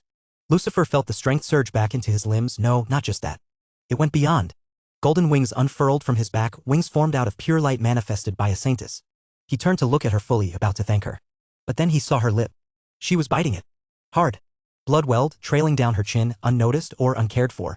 Her hands trembled slightly, not from exhaustion, but from the effort of keeping herself still. I'll stop him, she whispered, eyes locked on Arthur's distant figure. Because I love him. Chapter 457, Mind Break 2. Rachel had given Lucifer a divine miracle. Not a spell. Not a technique. A divine miracle. The kind that happened only when talent, desperation, and divine affinity all got fed into the same blender and someone hit liquefy. Born from her gift and her absurdly rare talent for pure light, it was a surge of raw holy power, a blessing that wrapped around Lucifer like a second skin and supercharged his body to unnatural limits. It gave him wings, literally. Light-forged angel wings now shimmered behind him, burning mana to keep him airborne and fast enough to race thunder. It should have been enough. Maybe even more than enough. But then her eyes met his, Arthur's. Azure eyes? Brilliant. Unblinking. And full of something that cut deeper than any blade, pleading. Those weren't the eyes of a man on a rampage. They were the eyes of someone drowning under the surface, begging silently, subtly, for someone to understand. To stop him. To save him, maybe. From others. From himself. Rachel's breath hitched. Her heart twisted with guilt so strong she could have mistaken it for pain. Those eyes weren't fair. He wasn't fair. This was why she wanted to cage him. To keep him close. To hold him so tightly that the world couldn't touch him and he couldn't destroy himself. Because without her, this happened. These moments happened. Where the one person more important to her than herself stood in the middle of a battlefield, sword drawn, soul cracked, and no one else knew how to reach him. She blinked away tears and focused. There'd be time for guilt later, assuming there was a later. She lifted both hands and began weaving binding spells with pure light, not to destroy, but to restrain. Light gathered like strands of silk around her fingertips, each one humming with sealing intent. A net of holy spells, not meant to harm, only hold. Meanwhile, Lucifer shot forward like a white comet. The angel wings behind him flared, boosting him across the field with enough speed to slice through sound. His sword was already in motion, white and black mana entwining in a double helix of perfectly controlled chaos. He was fast, precise, and terrifyingly complete, his strikes backed by the harmony of yin-yang body, enhanced with ice, layered over divine and infernal mana alike. And all of it sharpened further by the all-seeing clarity of God's eyes. But Arthur met him. And matched him. Sword to sword, blow for blow. Because Arthur Nightingale was something else entirely. There was no hesitation. No wasted movement. No tell. His swordplay wasn't trained, it was breathed. His mythic body made him faster, stronger, lighter, denser. His sword resonance echoed in the air, each strike ringing like a hymn, each parry like a counterpoint in a perfectly orchestrated performance. Lucifer, talented as he was, found no gaps. Not a flicker. Not a twitch. Even with God's eyes wide open, Arthur's form offered no openings. It was like trying to beat a machine designed solely to win a duel, and the machine was in a bad mood. Arthur's sword style shifted smoothly into Tempest Dance, a technique designed not to strike, but to overwhelm. Every swing fed the next, built up speed, force, rhythm. It was a dance meant for war, not sparring. It was elegant, yes. But elegant in the same way a tidal wave is elegant, unstoppable, terrifying, and far too much to handle politely. And Lucifer, for all his strength, couldn't land a single blow. Because Arthur could hurt him. And Lucifer couldn't bring himself to hurt Arthur. Every time Arthur left a vital point open, and he did, intentionally, tauntingly, Lucifer's blade slowed. Twitched. Hesitated. Arthur knew that. He used that. And so the gap grew. Silver-enhanced aura exploded outward from Arthur, ballooning to a crescendo. Lucifer braced, hand tightening around his sword, readying the grade 6 art that might, just might, counter the oncoming wave. But he didn't get to. Because the air filled with plum blossoms. Blue plum blossoms. They danced through the battlefield like snow on a quiet battlefield. Beautiful. Haunting. Deadly. Seraphina's aura had arrived, her ice-infused blossoms swirled around Arthur in delicate chaos, not aiming to kill but to disorient, to interrupt, to disturb the flow. And then came Rose's power. Blue roses bloomed midair, petals twisting through space like they couldn't decide what time it was. Paradox. A power that bent the rules and laughed while doing it. Her roses spiraled into Seraphina's blossoms, fusing in a dance that shouldn't have been possible. And then Cecilia's witchcraft slid in like a whisper. No light. No flash. Just a change. The kind that made everything feel wrong, made Arthur's steps falter, his timing break, his rhythm wobble. In 3 seconds, they shattered the Tempest Dance. Not by overpowering it, but by unweaving it. Arthur's sword hesitated. His stance stumbled. Lucifer stepped in again, blade raised, eyes wide, one final question screaming in his head. Is it enough? Arthur's eyes darkened, flat, bottomless, a shade of rage dipped in sorrow, and the world around him seemed to fold. Not literally. Not yet. But it felt like reality was holding its breath. Crimson bones wrapped around his body, jagged and pulsing faintly. Bone armor of a lich. Lucifer's expression tightened. The god's eyes, which had been whirring and analyzing data like a military-grade targeting system, dimmed slightly. The deep dark interfered with precision. The very concept of clarity recoiled from it. It was heavy. And it was fast. This was what Arthur had become in his disappearance. This was the level he'd clawed his way to while the rest of them were still figuring out which gods were watching. And now that Lucifer could see it clearly, it wasn't just powerful. It was terrifying. Lucifer's sword pulsed with layers of power, black mana, white mana, ice, light, shadow, and everything in between. A full mana spectrum boiled inside the blade. It had to. He needed everything. Nothing less would make a dent. Seraphina moved first. She always did.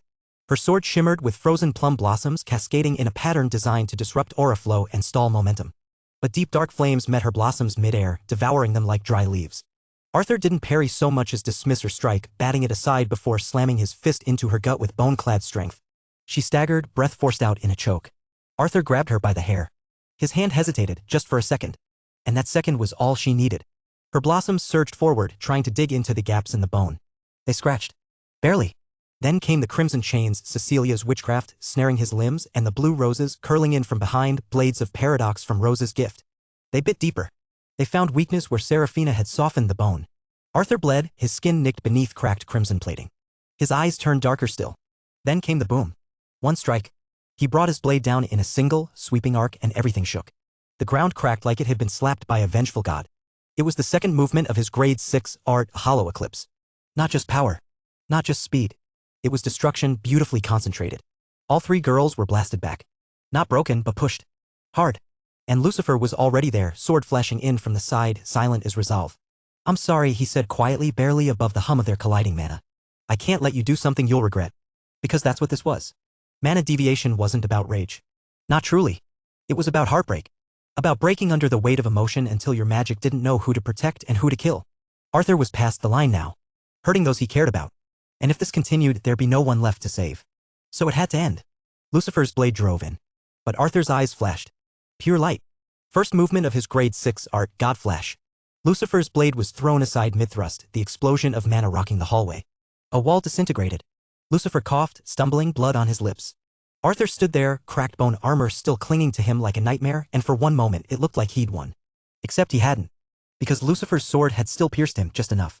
A clean line of red bloomed across Arthur's side. Arthur staggered, coughed, then raised his fist. Lucifer looked down. That fist was glowing. With it came the pressure of death. This was it. The kind of spell you didn't name because naming it would have made it real enough to fear. Lucifer couldn't move. His body wouldn't respond. Too slow.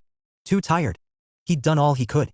Then the world shifted again, not from magic, not from force. From touch. Rachel's arms wrapped around Arthur from behind. She didn't attack. She didn't restrain. She just held him. "Please stop, Arthur," she whispered. "Please." Lucifer's eyes widened. It wasn't a spell. It was love. Raw, desperate, wounded love. But sadly, love didn't solve everything. Not this time. Arthur turned. Slowly. Deliberately. Lucifer tried to rise, to intercept again, but he knew he was too slow. Until light speared through the room. Not golden. Not warm. Not merciful. A crucifix of pure light erupted into existence and pierced Arthur through the chest. An astral impalement. Formless, unannounced. Executed with surgical precision. Arthur's body seized, eyes blanking. His crimson bone armor cracked. Shattered. Then disintegrated, piece by piece, until nothing was left but him, bloodied, shaking, and suddenly small again. Rachel held him as he collapsed, sobbing into his shoulder, whispering apologies that no one could hear over the silence. And for the first time that day, Arthur didn't fight. Chapter 458 Mind Break 3. Lucifer touched his chest, still panting, as Arthur crumpled to the ground beneath the radiant mark of Rachel's final spell. Six-circle pure light spell, crucifixion nullification. A name far too long for something so brutally efficient. It hadn't just restrained Arthur, it had erased the fight from his body. It wrapped him in divine light like a cosmic parent saying, "Enough now," and the body had listened. Or maybe it was the soul that had. Rachel let out a breath, ragged and wet with grief, tears pouring down her face as if her heart had decided to break in every direction at once. She was still holding him, arms locked around his chest like she could keep him from fading if she just held tight enough. A moment later, Lucifer felt fingers grip his collar and yank. "Selah." She hauled him upright with one hand, eyes calm in the way storms are calm before they remember they're supposed to be destructive. "Prince Lucifer," she said, her tone like polished steel, "why did you stop me from joining the battle?" Lucifer met her golden gaze. Even now, bruised and spent, his eyes shone verdant and steady. "I didn't want you to get hurt for no reason," he said. Seolah's nostrils flared. "Hurt?"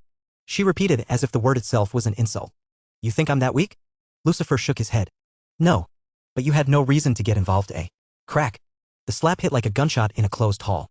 It sent him straight back to the ground, blinking up at the ceiling with the kind of expression normally reserved for people who just watched their plan backfire with artistic flair.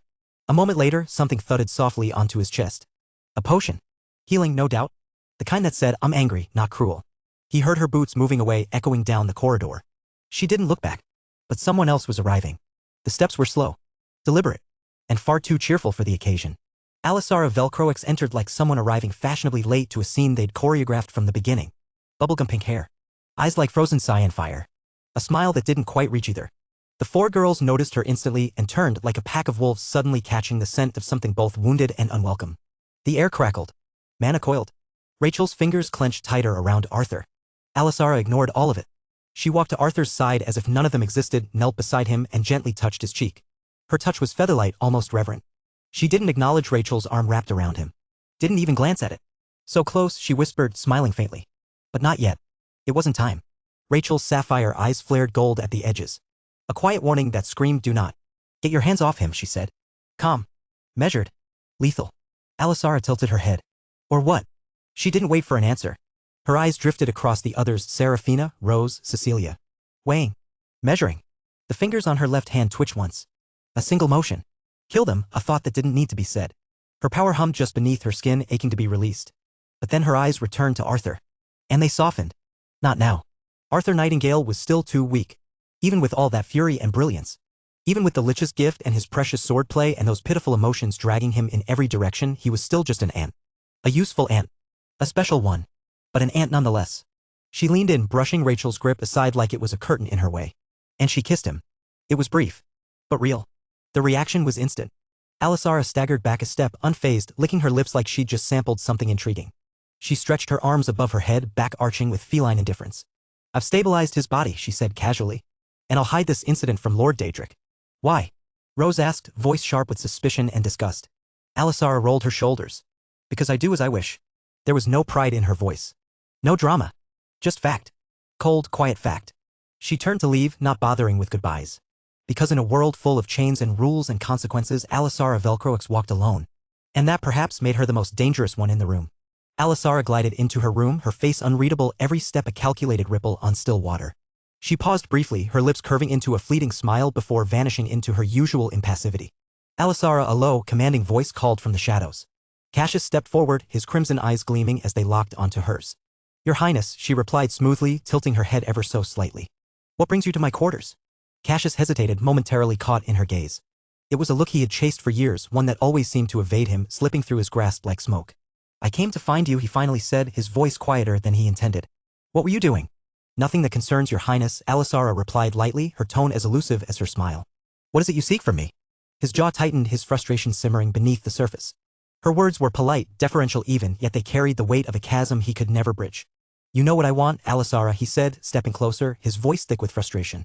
Must you always deny me? Her eyes flickered, the barest hint of amusement in their cyan-green depths. The only one capable of commanding me is His Majesty, she said, her tone light yet final. I am the future vampire monarch. Cassius snapped, his voice rising with a mixture of anger and desperation. Can you not love me? Alisara's lips twitched, a soft giggle escaping as she regarded him. Your Highness, she said, her voice low and lilting, you do not want my love. Her steps were deliberate, closing the distance between them with the grace of a predator circling its prey. Cassius's breath hitched as she drew closer, her presence an intoxicating force that threatened to drown him.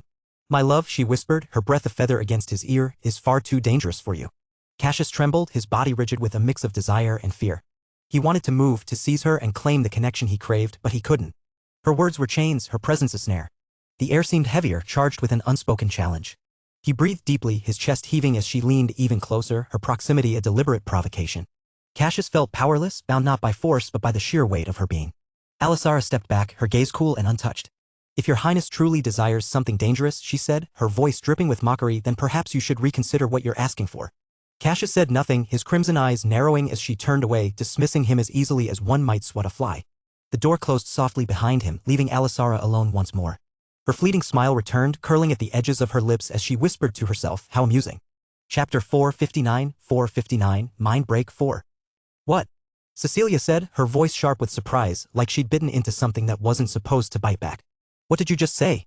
The conference room fell silent, its stark lighting casting harsh shadows across the faces of everyone present. Professor Nero stood at the head of the table, his expression carefully neutral, hands clasped behind his back, the practiced pose of someone accustomed to delivering unwelcome news to volatile recipients. We've been granted a 3-day extension by Lord Daedric, he repeated, slowly and clearly, as if announcing a weather delay and not an unfolding diplomatic mystery. We'll resume investigations for 3 more days, which will culminate in a formal festival hosted by the palace. Silence. The kind that isn't born from awe but from suspicion, heavy and charged, like the air before lightning strikes. Rachel's gaze narrowed. 3 days, she muttered, voice almost too quiet to hear. Her thoughts had already darted far ahead, landing squarely on the only person with enough influence and gall to arrange something like this. Alisara Velcroix. Of course. Rachel clenched her fist beneath the polished obsidian table, feeling her nails bite into her palm. There was no doubt in her mind. Alisara had done this too. The other girls didn't need to say anything. Rachel caught their glances across the table, Serafina's subtle nod, her silver eyes calculating Rose's brief tightening of her jaw. Fingers curling around her datapad until her knuckles whitened, Cecilia's narrowed crimson glare burning with the intensity of a dying star. All thinking the same thing. The Southern Sea Sun Palace's advisor, Alisara Velcroix, the woman wrapped in riddles, velvet words, and veiled threats, had, in one graceful move, completely disrupted everything again. The same woman who had somehow driven Arthur to the brink, twisted him into a mana-deviated storm they'd barely managed to restrain. And now this. An extension. A festival. A delay. And for what? It wasn't generosity. It was maneuvering. Is there anything else we should know about this festival? Serafina asked, her voice cool and measured, betraying nothing of the suspicion Rachel knew she harbored. Professor Nero shook his head. Details are still forthcoming. I'm told the official announcement will come tomorrow morning. Lord Daedric seemed pleased with the arrangement. Pleased, Rose echoed, the word hanging in the air like a challenge. How unexpected. Professor Nero's eyes flicked briefly to her, then away. That's all I have for now. I suggest you all use these additional days wisely. With that, the briefing ended. The professor gathered his notes with mechanical precision and departed, leaving behind a room thick with unspoken questions. No one suggested a meeting. They didn't need to. There were no spoken invitations. No messages. Just an unspoken agreement formed from shared looks and mutual dread. Rachel's room, as always. It had become the unofficial war room for matters involving Arthur. And lately, those were the only matters worth discussing. Rachel kicked her door shut behind them, the magnetic locks engaging with a soft hiss.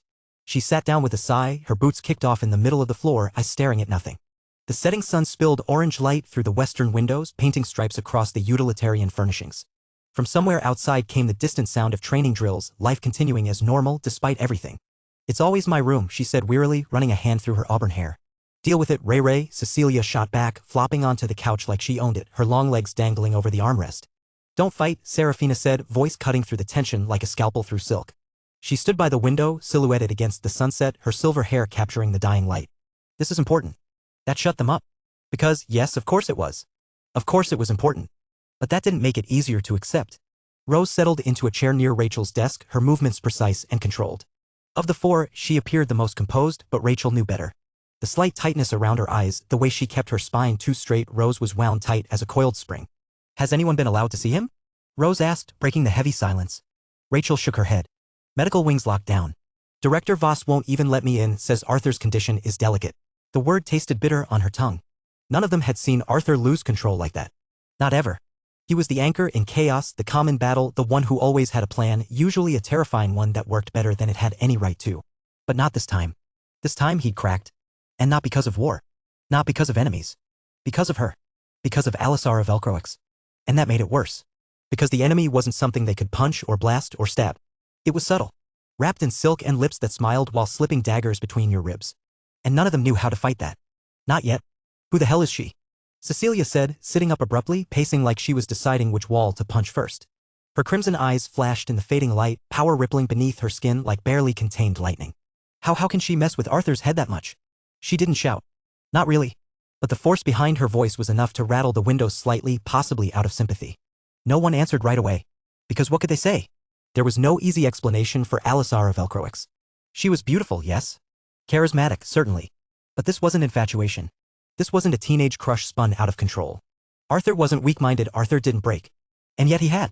Shattered like porcelain under pressure. Something's not right about all this, Rachel said suddenly, her voice cutting through the tense silence. The timing is too perfect. 3 pairs of eyes focused on her intently. What do you mean? Serafina asked. Rachel stood, pacing a tight circle. Think about it. 2 days ago, Alisara corners Arthur in the West Corridor. Yesterday he has his episode. Today we get this mysterious extension and festival announcement. Cecilia froze mid-pace. You think she planned all of it? Her voice had lost its edge, replaced by something dangerously close to concern. Rachel nodded. It's too coordinated to be coincidence. But what could she possibly gain? Rose whispered. What's her endgame with Arthur? Serafina sat silently with her arms crossed, eyes narrowed in thought. Her fingers tapped a complex rhythm against her arm, a nervous habit she'd never fully conquered. She has an agenda, Serafina concluded. The extension, the festival, she's creating opportunities. But for what? Rose's lips were pressed into a thin line, fingers drumming restlessly against the side of her leg. Access, she suggested. To Arthur, to us, to something in the palace itself. Rachel said nothing, her gaze fixed somewhere between memory and anger. The sunset had faded, leaving the room in twilight gloom. Then came a knock. They all looked up, instantly alert. For pairs of eyes locked on the door like it had personally insulted them. Cecilia's hands ignited with a subtle crimson glow. Serafina shifted her weight, ready to move. Rose had somehow produced a slender blade from nowhere. Rachel stood, signaling the others to stay back. She moved to the door with the deliberate caution of someone approaching an unexploded mine. "Identify," she demanded, voice flat. "It's Lucifer," came the reply, muffled through the door. Rose got up, joining Rachel at the door. She moved with the kind of cautious grace that suggested she fully expected something on the other side to explode. With a soft hiss of magnetic locks disengaging, the door slid open. Her brown eyes widened slightly. "Lucifer." He stood in the hallway, tall and composed in his academy uniform, dark hair falling across one eye. His expression was unreadable, but there was a tension in the line of his shoulders that Rachel recognized immediately. "I figured you'd all be here," he said, standing just outside, posture calm and unreadable as always. "Mind if I come in?" Rose glanced back. A brief, silent conversation passed between the four women. Rachel nodded once, tight, reluctant, but definite. Rose stepped aside. "Fine. Come in." Lucifer walked in with the careful energy of someone entering a room filled with armed negotiators. Which technically he was. "You're probably talking about." "Hey, stalker," Cecilia cut in, glaring at him with all the fire of a volcanic political scandal. "How the hell did you know we were meeting here?" Lucifer blinked, momentarily disarmed by the sheer volume of chaos packed into one crimson-eyed princess. He'd forgotten how intense Cecilia was when not distracted by Arthur. She'd mellowed a bit after falling for him. Or maybe just redirected the madness in his direction. Either way, it was easy to forget that under the charm and teasing and slightly terrifying fondness, Cecilia Slaymark was also utterly, unapologetically dangerous. "In my defense," Lucifer said, hands raised as though fending off divine judgment, "it was fairly obvious you were all rattled by the announcement and Arthur's incident." He paused, then added, "Also, I asked Dia to confirm it." "You're that close with her?" Serafina asked, arching an eyebrow. Lucifer nodded without hesitation. "She respects bluntness." "I'm very blunt." Rachel crossed her arms, her gaze narrowing slightly, but she said nothing. In the quiet that followed, she reached over and activated the room's lights. Warm illumination chased away the shadows, revealing the concern etched on Lucifer's usually impassive face. "What do you want?" Rachel finally asked, voice flat. Lucifer exhaled and looked around at the four of them. "Look, I'm not here to make trouble. I came because I think you need to hear something. All of you." His voice wasn't cold, but it was steady. Too steady. And that was the first sign that what he was about to say wasn't going to be good. Chapter 46460, Mind Break 5. Rachel blinked as Lucifer spoke. Then, without warning, she launched forward like a plasma bolt. Lucifer didn't even get a chance to flinch before she tackled him, knocking him clean off his feet and onto the carpeted floor of her own room again. Her knees pinned his shoulders and her hands gripped his collar tight enough to wrinkle fabric engineered not to wrinkle. "What did you just say?" she hissed, eyes blazing. The kind of fury that didn't burn, it froze. Cold, furious logic swirled in her expression, and the emotion underneath it was betrayal. Lucifer kept his hands raised in the universal gesture of "please don't murder me before I finish explaining." "Ratch," he said, slowly and carefully, as if trying to disarm a bomb with his words. "Just..." "Rachel, relax," Rose said quickly, stepping closer, though not close enough to get caught in the splash radius. "Relax?" Rachel snapped, shoulders trembling. "How the hell do I relax? We fought Arthur over this. We restrained him. We stabbed him. And now you're telling me we're going where he was going." There was silence. One of those silences so heavy it had texture. Serafina, who hadn't moved from her place against the wall, spoke next. Her voice was like moonlight over cold steel, soft, but not gentle. "Rachel. Stand down." Rachel didn't move. But she was listening. "I want to draw my sword too," Serafina said, her golden eyes flickering faintly, "but right now we need clarity, not revenge. If what Lucifer's saying is true, then we need to understand the whole picture. Losing control won't help Arthur." Slowly, reluctantly, Rachel eased off Lucifer, though her glare remained locked onto him like a targeting laser. Lucifer sat up, exhaling like someone who'd just been let off death row. He ran a hand through his hair and adjusted his collar with the vague indignity of someone who had been both right and tackled. He looked at them all, Rachel, still seething, Rose, worried, Serafina, taut with tension, and Cecilia, whose silence was more dangerous than any insult. "We need to infiltrate the place Arthur was trying to reach," Lucifer said finally. There it was. The sentence that made the room recoil. The four women stiffened as one. Like they'd all been slapped by the same invisible hand. "No," Rachel said immediately. "No, we fought him to stop him from doing that. He broke. He killed people because he was trying to force his way into that place." "That place," Rose added, voice tight, "was the reason he lost control." "And now you're saying we're going to finish what he started?"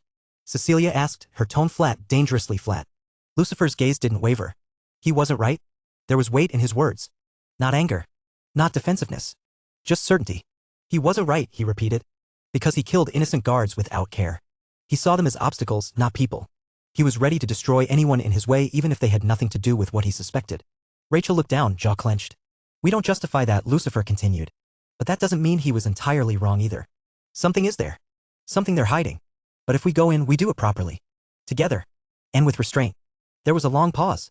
And then Serafina spoke, voice colder than before. So now we walk the same path. But with regret at our backs. No one argued. Because they knew. Arthur might have broken too far to save that day.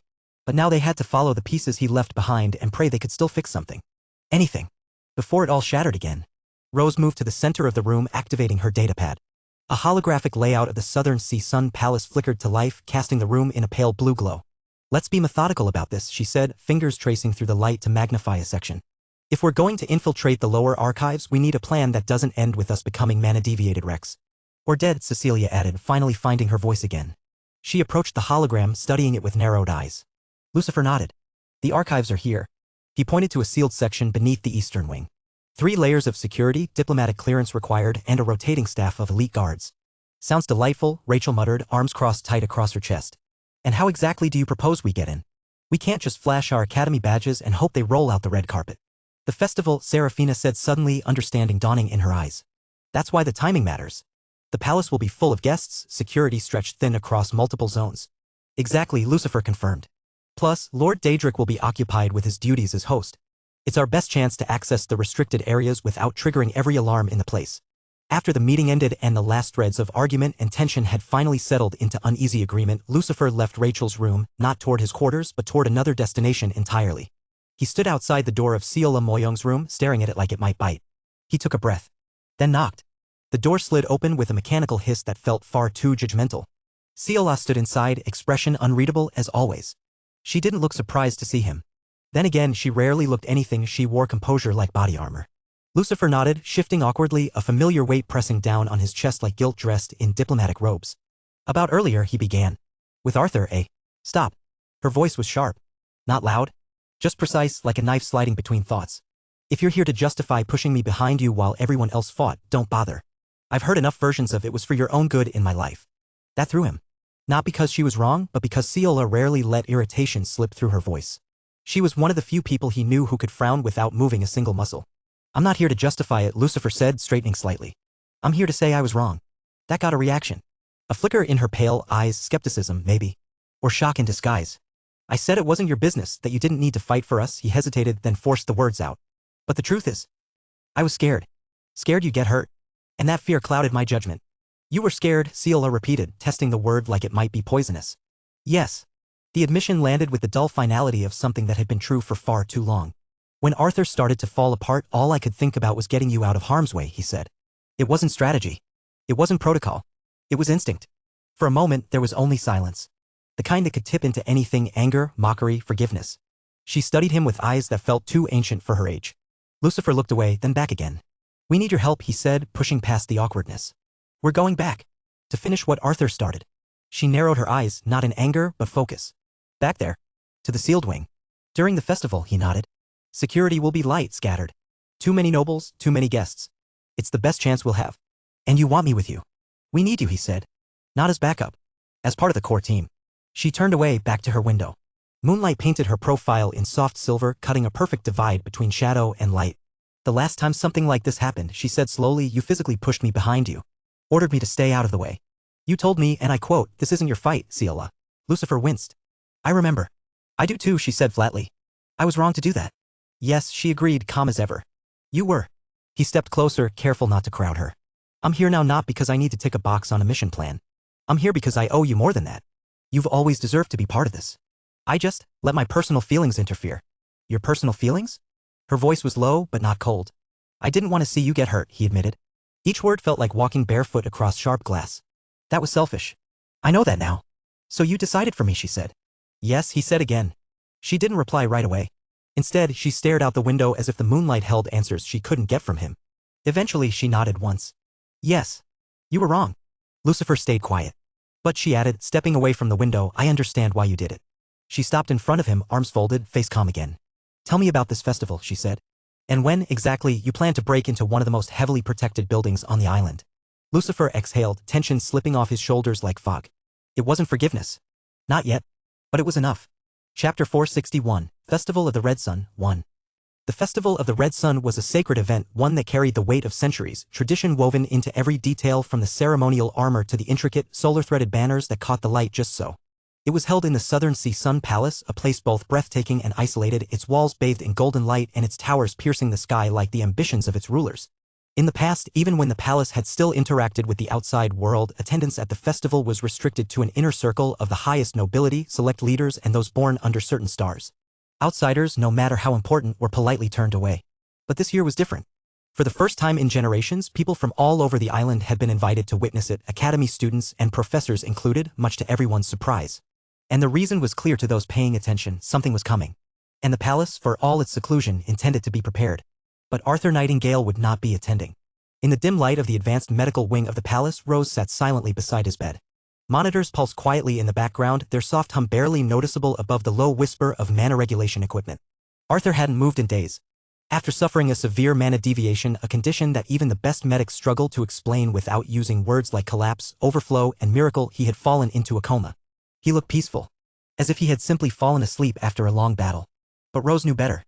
She reached out, her fingers hovering just above the strange, faint markings that had appeared on his skin, silvery patterns that shifted slightly when viewed from different angles, like light moving across water.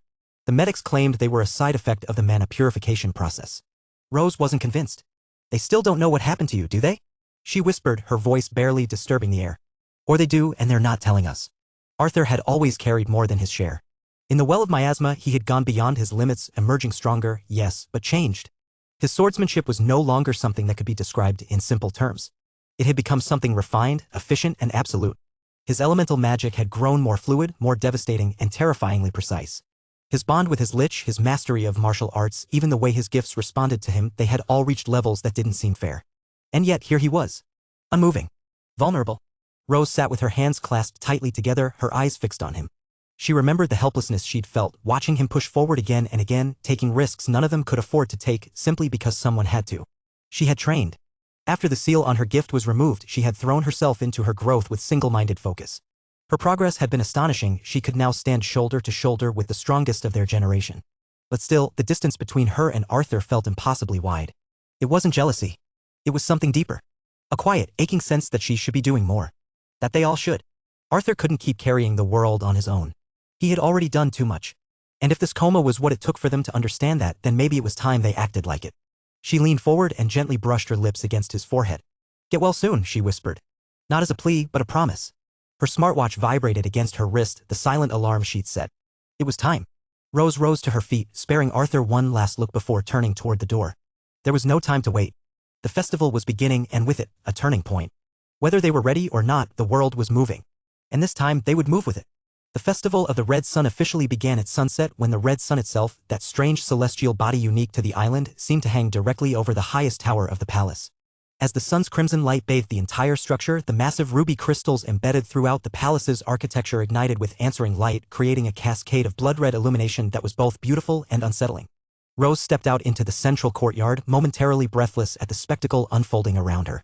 The normally austere palace had been transformed into a wonderland of light and sound and scent. Massive flower arrangements, all in shades of red, orange, and gold, adorned every corner, their heady perfume mingling with the smoke from ceremonial incense burners crafted in the shape of ancient sun deities. Floating lanterns drifted upward into the darkening sky, thousands of them creating a second, man-made constellation above the palace grounds. The courtyard itself had been divided into different ritual spaces, each representing one of the 7 traditional aspects of the Red Sun's power: rebirth, judgment, harvest, war, love, and magic. Each section featured different performances, offerings, and activities, allowing attendees to experience all facets of the sun's influence according to island tradition. Impressive, isn't it? Serafina appeared beside her, dressed in a formal robe of midnight blue embroidered with silver constellations, a striking contrast to the sea of red and gold around them. "It's more than I expected," Rose admitted, accepting a small cup of sunblessed wine from a passing acolyte. The liquid inside glowed faintly, infused with some manner of luminescent herb. Together, they moved deeper into the festivities. In the rebirth section, young children were being blessed by priests in white and gold, their foreheads marked with symbols meant to ensure long and fortunate lives. In the harvest section, tables groaned under the weight of exotic fruits, breads, and sweets, all freely offered to guests as a symbol of abundance. The war section was particularly popular with academy students, featuring demonstrations of ancient fighting styles by palace guards in ceremonial armor so ornate it seemed impossible to actually fight in. Rose noticed several of their classmates watching intently, no doubt mentally cataloging techniques they might adapt for their own use.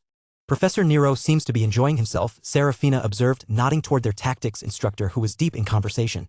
They continued their circuit, passing through the love section where couples received blessings and drank from shared cups of wine infused with passion-inducing herbs. Young women in diaphanous red gowns danced around a central fire, their movements telling the ancient story of the sun god's courtship of the moon goddess. In the magic section, palace mages performed spectacular displays of elemental manipulation, creating intricate illusions of historical events tied to the red sun's influence. They then went to the final section, judgment. Here, Lord Daedric himself presided over a ceremonial court where symbolic disputes were resolved according to ancient tradition. Seated on a raised dais of polished ruby, he cut an imposing figure in his formal regalia, his face stern yet fair as he listened to the ritual complaints and rendered verdicts that would influence palace policy for the coming year. And beside him, silent but undeniably present, stood Alisara Velcroix. Even from a distance, Rose could feel the weight of the woman's attention. She was exquisite in a gown that seemed to be woven from living flame, her pink hair adorned with ornaments of gold and ruby that caught the light with every slight movement. Her eyes, that peculiar shade of cyan with hints of green, swept over the crowd with casual authority. "She's watching us," Rose said softly. "She's watching everyone," Seraphina corrected, though her posture subtly stiffened. "It's her role. Have you seen the others?" Rose asked as they paused near an elaborate ice sculpture of the palace itself, the frozen creation somehow withstanding the warmth of the evening. "Rachel is at the martial demonstration in the war section," Seraphina replied. "Cecilia was sampling every food in the harvest section last I saw. Lucifer is." She scanned the crowd. "They're near the astronomy display. And Ciola is likely avoiding the crowds entirely." Rose nodded, unsurprised. They had all agreed to appear casual, to participate in the festival as ordinary attendees would, while maintaining awareness of their surroundings and each other's positions. As the evening progressed, they made their way to the massive Star Garden, a normally restricted area opened only during the festival where rare night-blooming flowers captured and reflected starlight in mesmerizing patterns. The garden was arranged to mirror the major constellations, with pools of water strategically placed to double the celestial effect. "It's almost time for the sun descent ritual," Seraphina noted, checking the delicate timepiece hidden in her sleeve. "They'll be moving to the inner sanctum soon." The sun descent was the central ceremony of the festival, the moment when Lord Daedric and his inner circle would retreat to a private chamber to perform rituals too sacred for public viewing. It was said that during this time, the fate of the island for the coming year was determined through communion with the spirit of the red sun itself. It was also the moment when security would be most focused on the ritual chambers, leaving other areas of the palace, including the restricted archives, with minimal coverage. "There's Rachel," Rose said, spotting their friend moving purposefully through the crowd toward them. Before they could discuss further, a series of deep, resonant gongs rang out across the palace grounds. The sun descent ceremony was about to begin. All around them, the crowd began to shift, moving toward the central plaza where Lord Daedric would make his procession to the inner sanctum. "It's time," Seraphina said quietly. "Let's go," Rose said simply. Chapter 462, Festival of the Red Sun, 2. Dia Solaran stood beside her father like a decorative lamp, expensive, well-polished, and entirely for show. The Festival of the Red Sun was in full swing, all firelight and ceremonial fanfare, the kind of event where everyone smiled too much and nobody said what they were actually thinking. She was the princess of the palace, which apparently meant she was also property. Important property, yes, but only in the way a ceremonial blade is important, never meant to be drawn, only displayed. So they made her look the part. The stylists had worked on her like she was a malfunctioning android, adjusting this, smoothing that, painting her up until her own reflection felt like a stranger's face. Her ceremonial dress, layers upon layers of crimson and gold silk, had been designed specifically for this occasion, each fold and pattern imbued with meaning she had been required to memorize.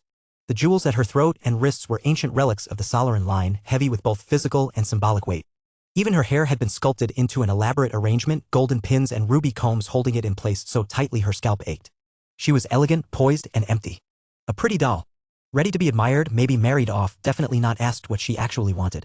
Dia swallowed back her thoughts. The disgust curled in her stomach, but there was no room for rebellion. Not here. Not now. Her father ruled this island with the kind of absolute control only an immortal ranker could afford. He didn't bark orders. He just existed and everything around him moved into place. The worst part, she thought as she maintained her perfect posture, was that part of her had become accustomed to it. Sometimes she caught herself taking pride in how well she performed her role, the gracious princess, the perfect daughter. It was a peculiar kind of self-betrayal to be both cage and captive at once. She glanced sideways at her father. Still speaking? Something ceremonial, something political. The words passed through her ears without leaving any trace. She had learned early that paying attention to such speeches only made them more unbearable. She let her gaze drift past the rows of nobles and foreign guests, past the palace elites with their calculated smiles, past the academy professors with their scholarly dignity, until it caught, again, on a familiar figure. Lucifer Windward. Northern continent royalty, and more importantly, real royalty. His family didn't pretend to hold power, they were power.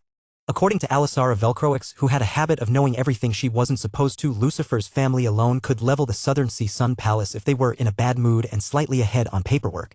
And yet, he didn't carry himself like the others. He wasn't full of the rigid pride and polished arrogance that most highborn guests wore like armor. There was something else. Something quieter. He talked to people like they were people. Unlike her, he was dressed simply. Though his clothes were undoubtedly expensive, they didn't scream for attention. His blonde hair fell casually across his forehead, and he wore no ornaments save for a single ring that marked his royal status. He didn't need embellishment to command respect. Something in her chest tightened as she watched him move through the crowd with easy confidence. Had she ever felt that comfortable in her own skin? That free to simply be rather than perform? Dia realized she was staring again. She tensed, glanced at her father, still talking, and slipped away. No one stopped her. Her father didn't even blink. He never did. Unless it was politically necessary. She weaved through the crowd, the sheer fabric overlaying her ceremonial dress catching faint sparks of light from the floating orbs above.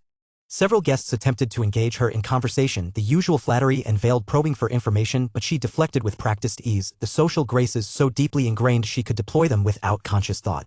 Eventually, she found Lucifer again, this time walking toward the edge of the courtyard with Seola Moyong beside him. The Moyong's old family, Eastern continent, dangerous in that quiet, scholarly way. And powerful. At least as powerful as the palace. Possibly more. Seola moved with the fluid grace of someone who had spent years training in martial disciplines, though she rarely demonstrated her abilities publicly. Her pale hair was tied back simply, and her ceremonial robes, while elegant, seemed designed for freedom of movement rather than spectacle. Something about the way they walked, purposeful, slightly hurried, triggered Dia's instincts.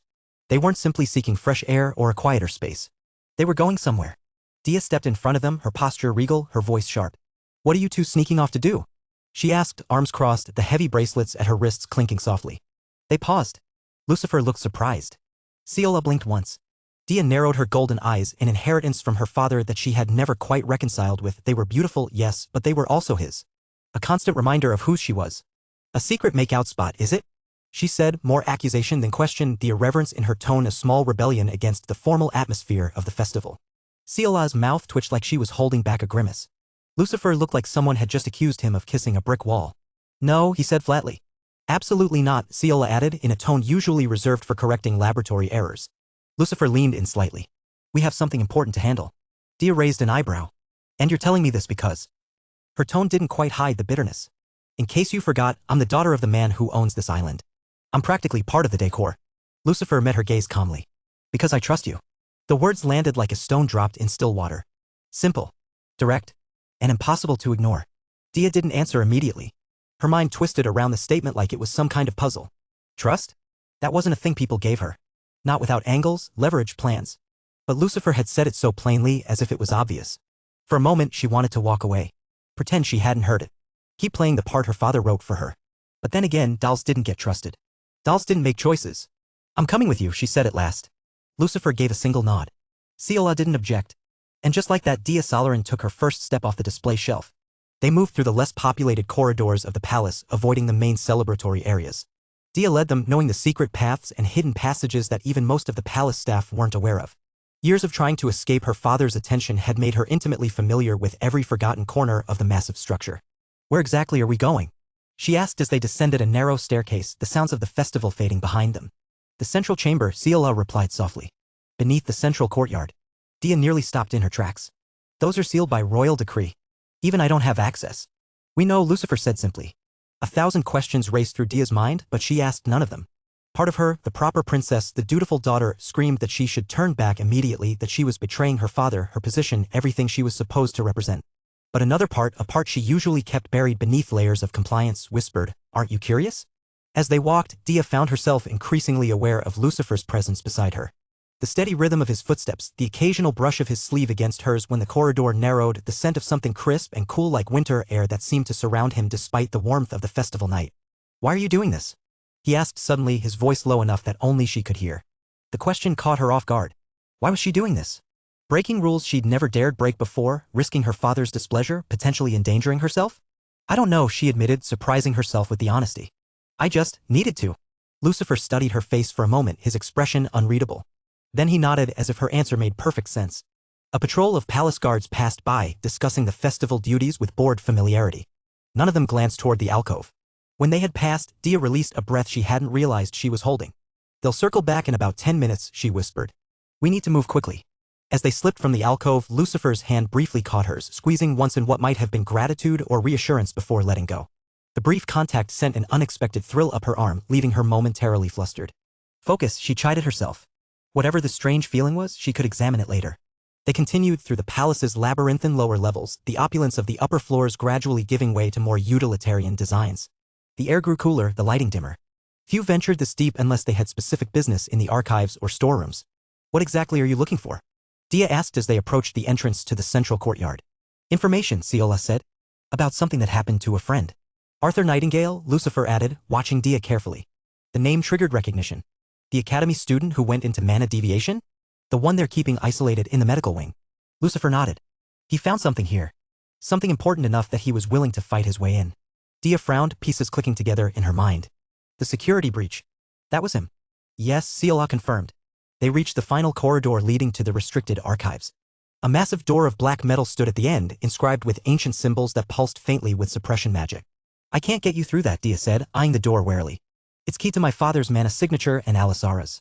We have another way, Lucifer replied, exchanging a glance with Ciola. As they discussed the technical aspects of bypassing the security, Dia found herself watching Lucifer's profile in the dim light. The determined set of his jaw, the intelligence in his eyes, the way he considered everyone's input without ego or dismissal, these were qualities she rarely saw in the people who surrounded her father. And suddenly, a question crashed into her consciousness. Why am I really here? Was it curiosity? Rebellion? A desire to feel useful for once? Or was it something else entirely? Her gaze lingered on Lucifer, on his quiet confidence, his inherent freedom, his ability to choose his own path despite being born to privilege just as she was. And in that moment, as they prepared to breach one of the most secure locations in the palace right under her father's nose during the most sacred festival of the year, clarity struck Dia with the force of revelation. It wasn't about the archives or Arthur Nightingale or even the thrill of breaking rules. It was about what Lucifer represented, the freedom to be more than a carefully arranged piece on someone else's board. The possibility that she too could make choices that mattered, take risks that weren't calculated, live a life that wasn't scripted down to the last gesture. The realization stole her breath, leaving her momentarily dizzy with its implications. If she could do this, truly do this, not just play at rebellion before returning to her gilded cage, what else might be possible? What else might she be? Dia? Lucifer's voice broke through her thoughts. Are you with us? He was looking at her with concern, one hand slightly extended as if ready to steady her if needed.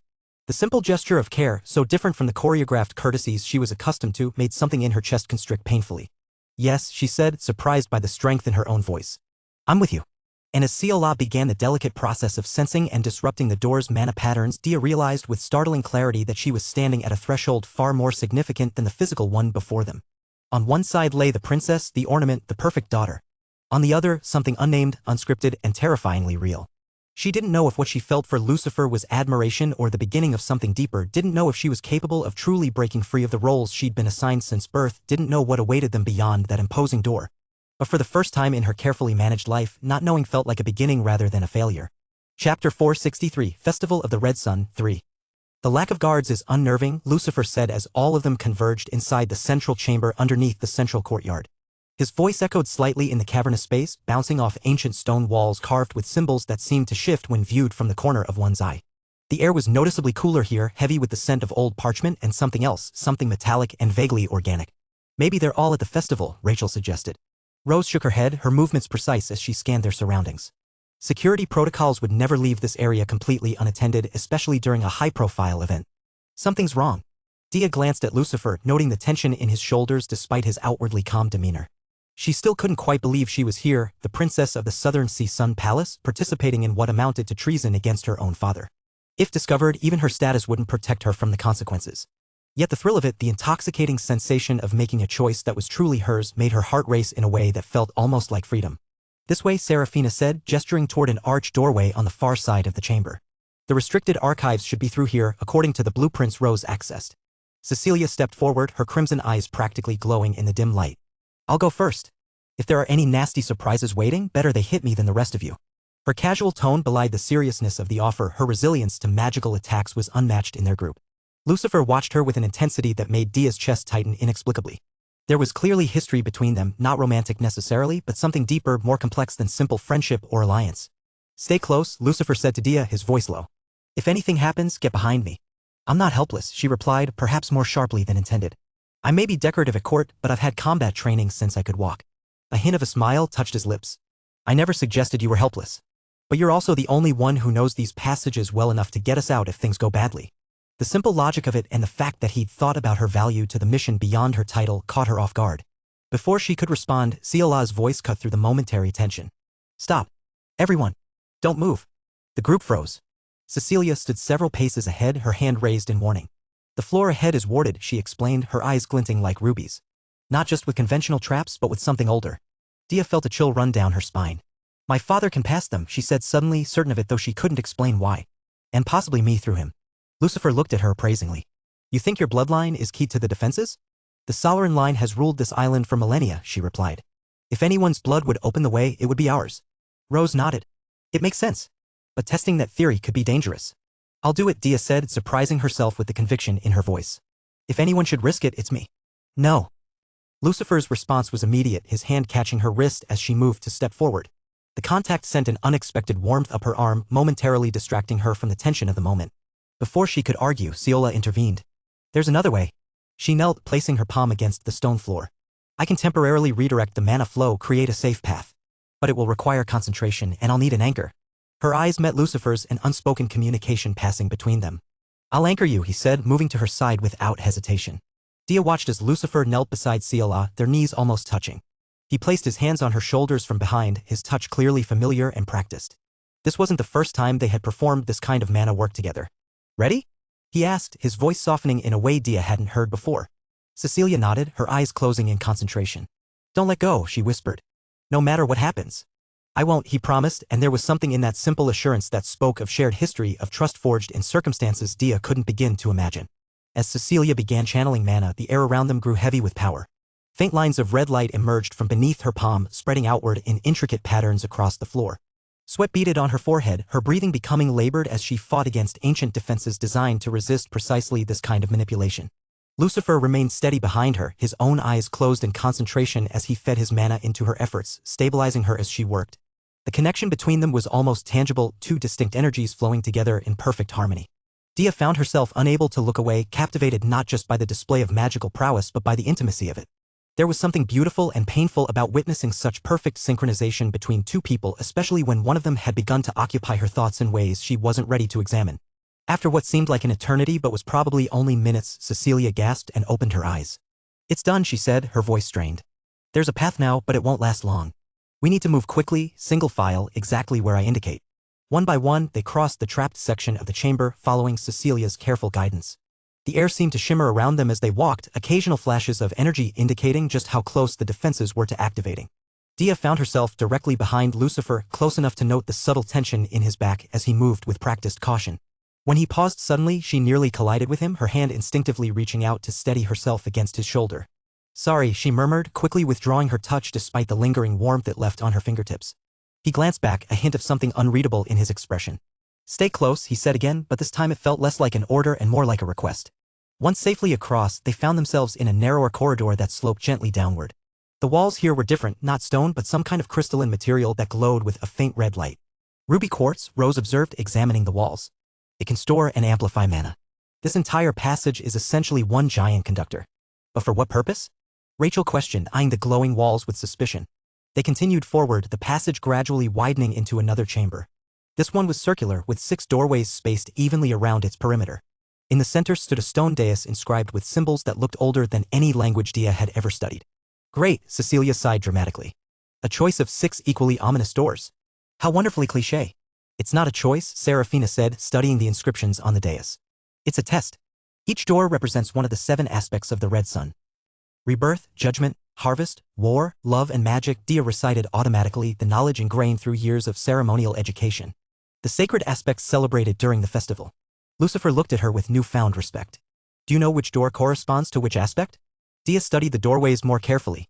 Each was marked with a subtle symbol above its arch, symbols that matched those displayed throughout the festival grounds. I think so, she said, moving closer to the dais. But why does it matter? Which one leads us to the destination? None of them, directly, Rachel said, her perception enhanced as she traced the mana flows. This is another security measure. Choose the wrong door and... She didn't need to finish the thought. So which is the right one? Rachel asked impatiently. Dia closed her eyes, thinking back to her lessons, to the ancient texts about the red sun's origins. Magic, she said finally, opening her eyes and pointing to the 4th doorway from where they stood. It has to be magic. Serafina frowned. Are you certain? In most traditional interpretations, knowledge would be associated with judgment, not magic. Not here, Dia insisted. In the Southern Sea tradition, magic encompasses all forms of knowledge and enlightenment. Judgment is strictly about moral consequence. The group exchanged uncertain glances. I trust her, Lucifer said simply, his eyes meeting Dia's with unexpected warmth. She knows this place, these traditions, better than any of us. His confidence in her sent a flutter through her chest that had nothing to do with the danger they faced. It was strange how the opinion of this foreign prince suddenly mattered more than all the approval she'd ever sought from her father. Then magic it is, Rose decided, gesturing for Cecilia to take the lead once more. As they approached the doorway Dia had indicated, the ruby quartz walls pulsed more intensely, the red glow deepening until it resembled freshly spilled blood. The air grew warmer, charged with energy that made the hairs on Dia's arms stand on end. Something's happening, Ciola warned, her voice tight. The mana currents are accelerating, converging ahead of us. They passed through the doorway into a vast chamber unlike anything Dia had ever seen within the palace. The ceiling soared high above them, a dome of the same ruby quartz that now blazed with light. The floor was black marble, so polished it reflected the red glow like a still lake at sunset. And in the center of it all stood a raised platform of white stone, upon which rested what appeared to be a sarcophagus made entirely of crystal that contained a figure. Rachel was the first to approach, weapon drawn despite the lack of visible threats. What is this place? They moved closer to the crystal sarcophagus, their steps echoing in the cavernous space. As they drew near, the details of the figure inside became clearer, a man, or something that had once been a man, his skin pale as death but traversed by a network of veins that pulsed with the same red light that filled the chamber. And as they watched, frozen in shock and growing terror, the vampire monarch's eyes snapped open, revealing irises of such deep, burning crimson they seemed to hold the essence of the red sun itself. His gaze locked directly on them, ancient and hungry and fully aware of their presence. And then, impossibly, horrifyingly, his lips curved into a smile.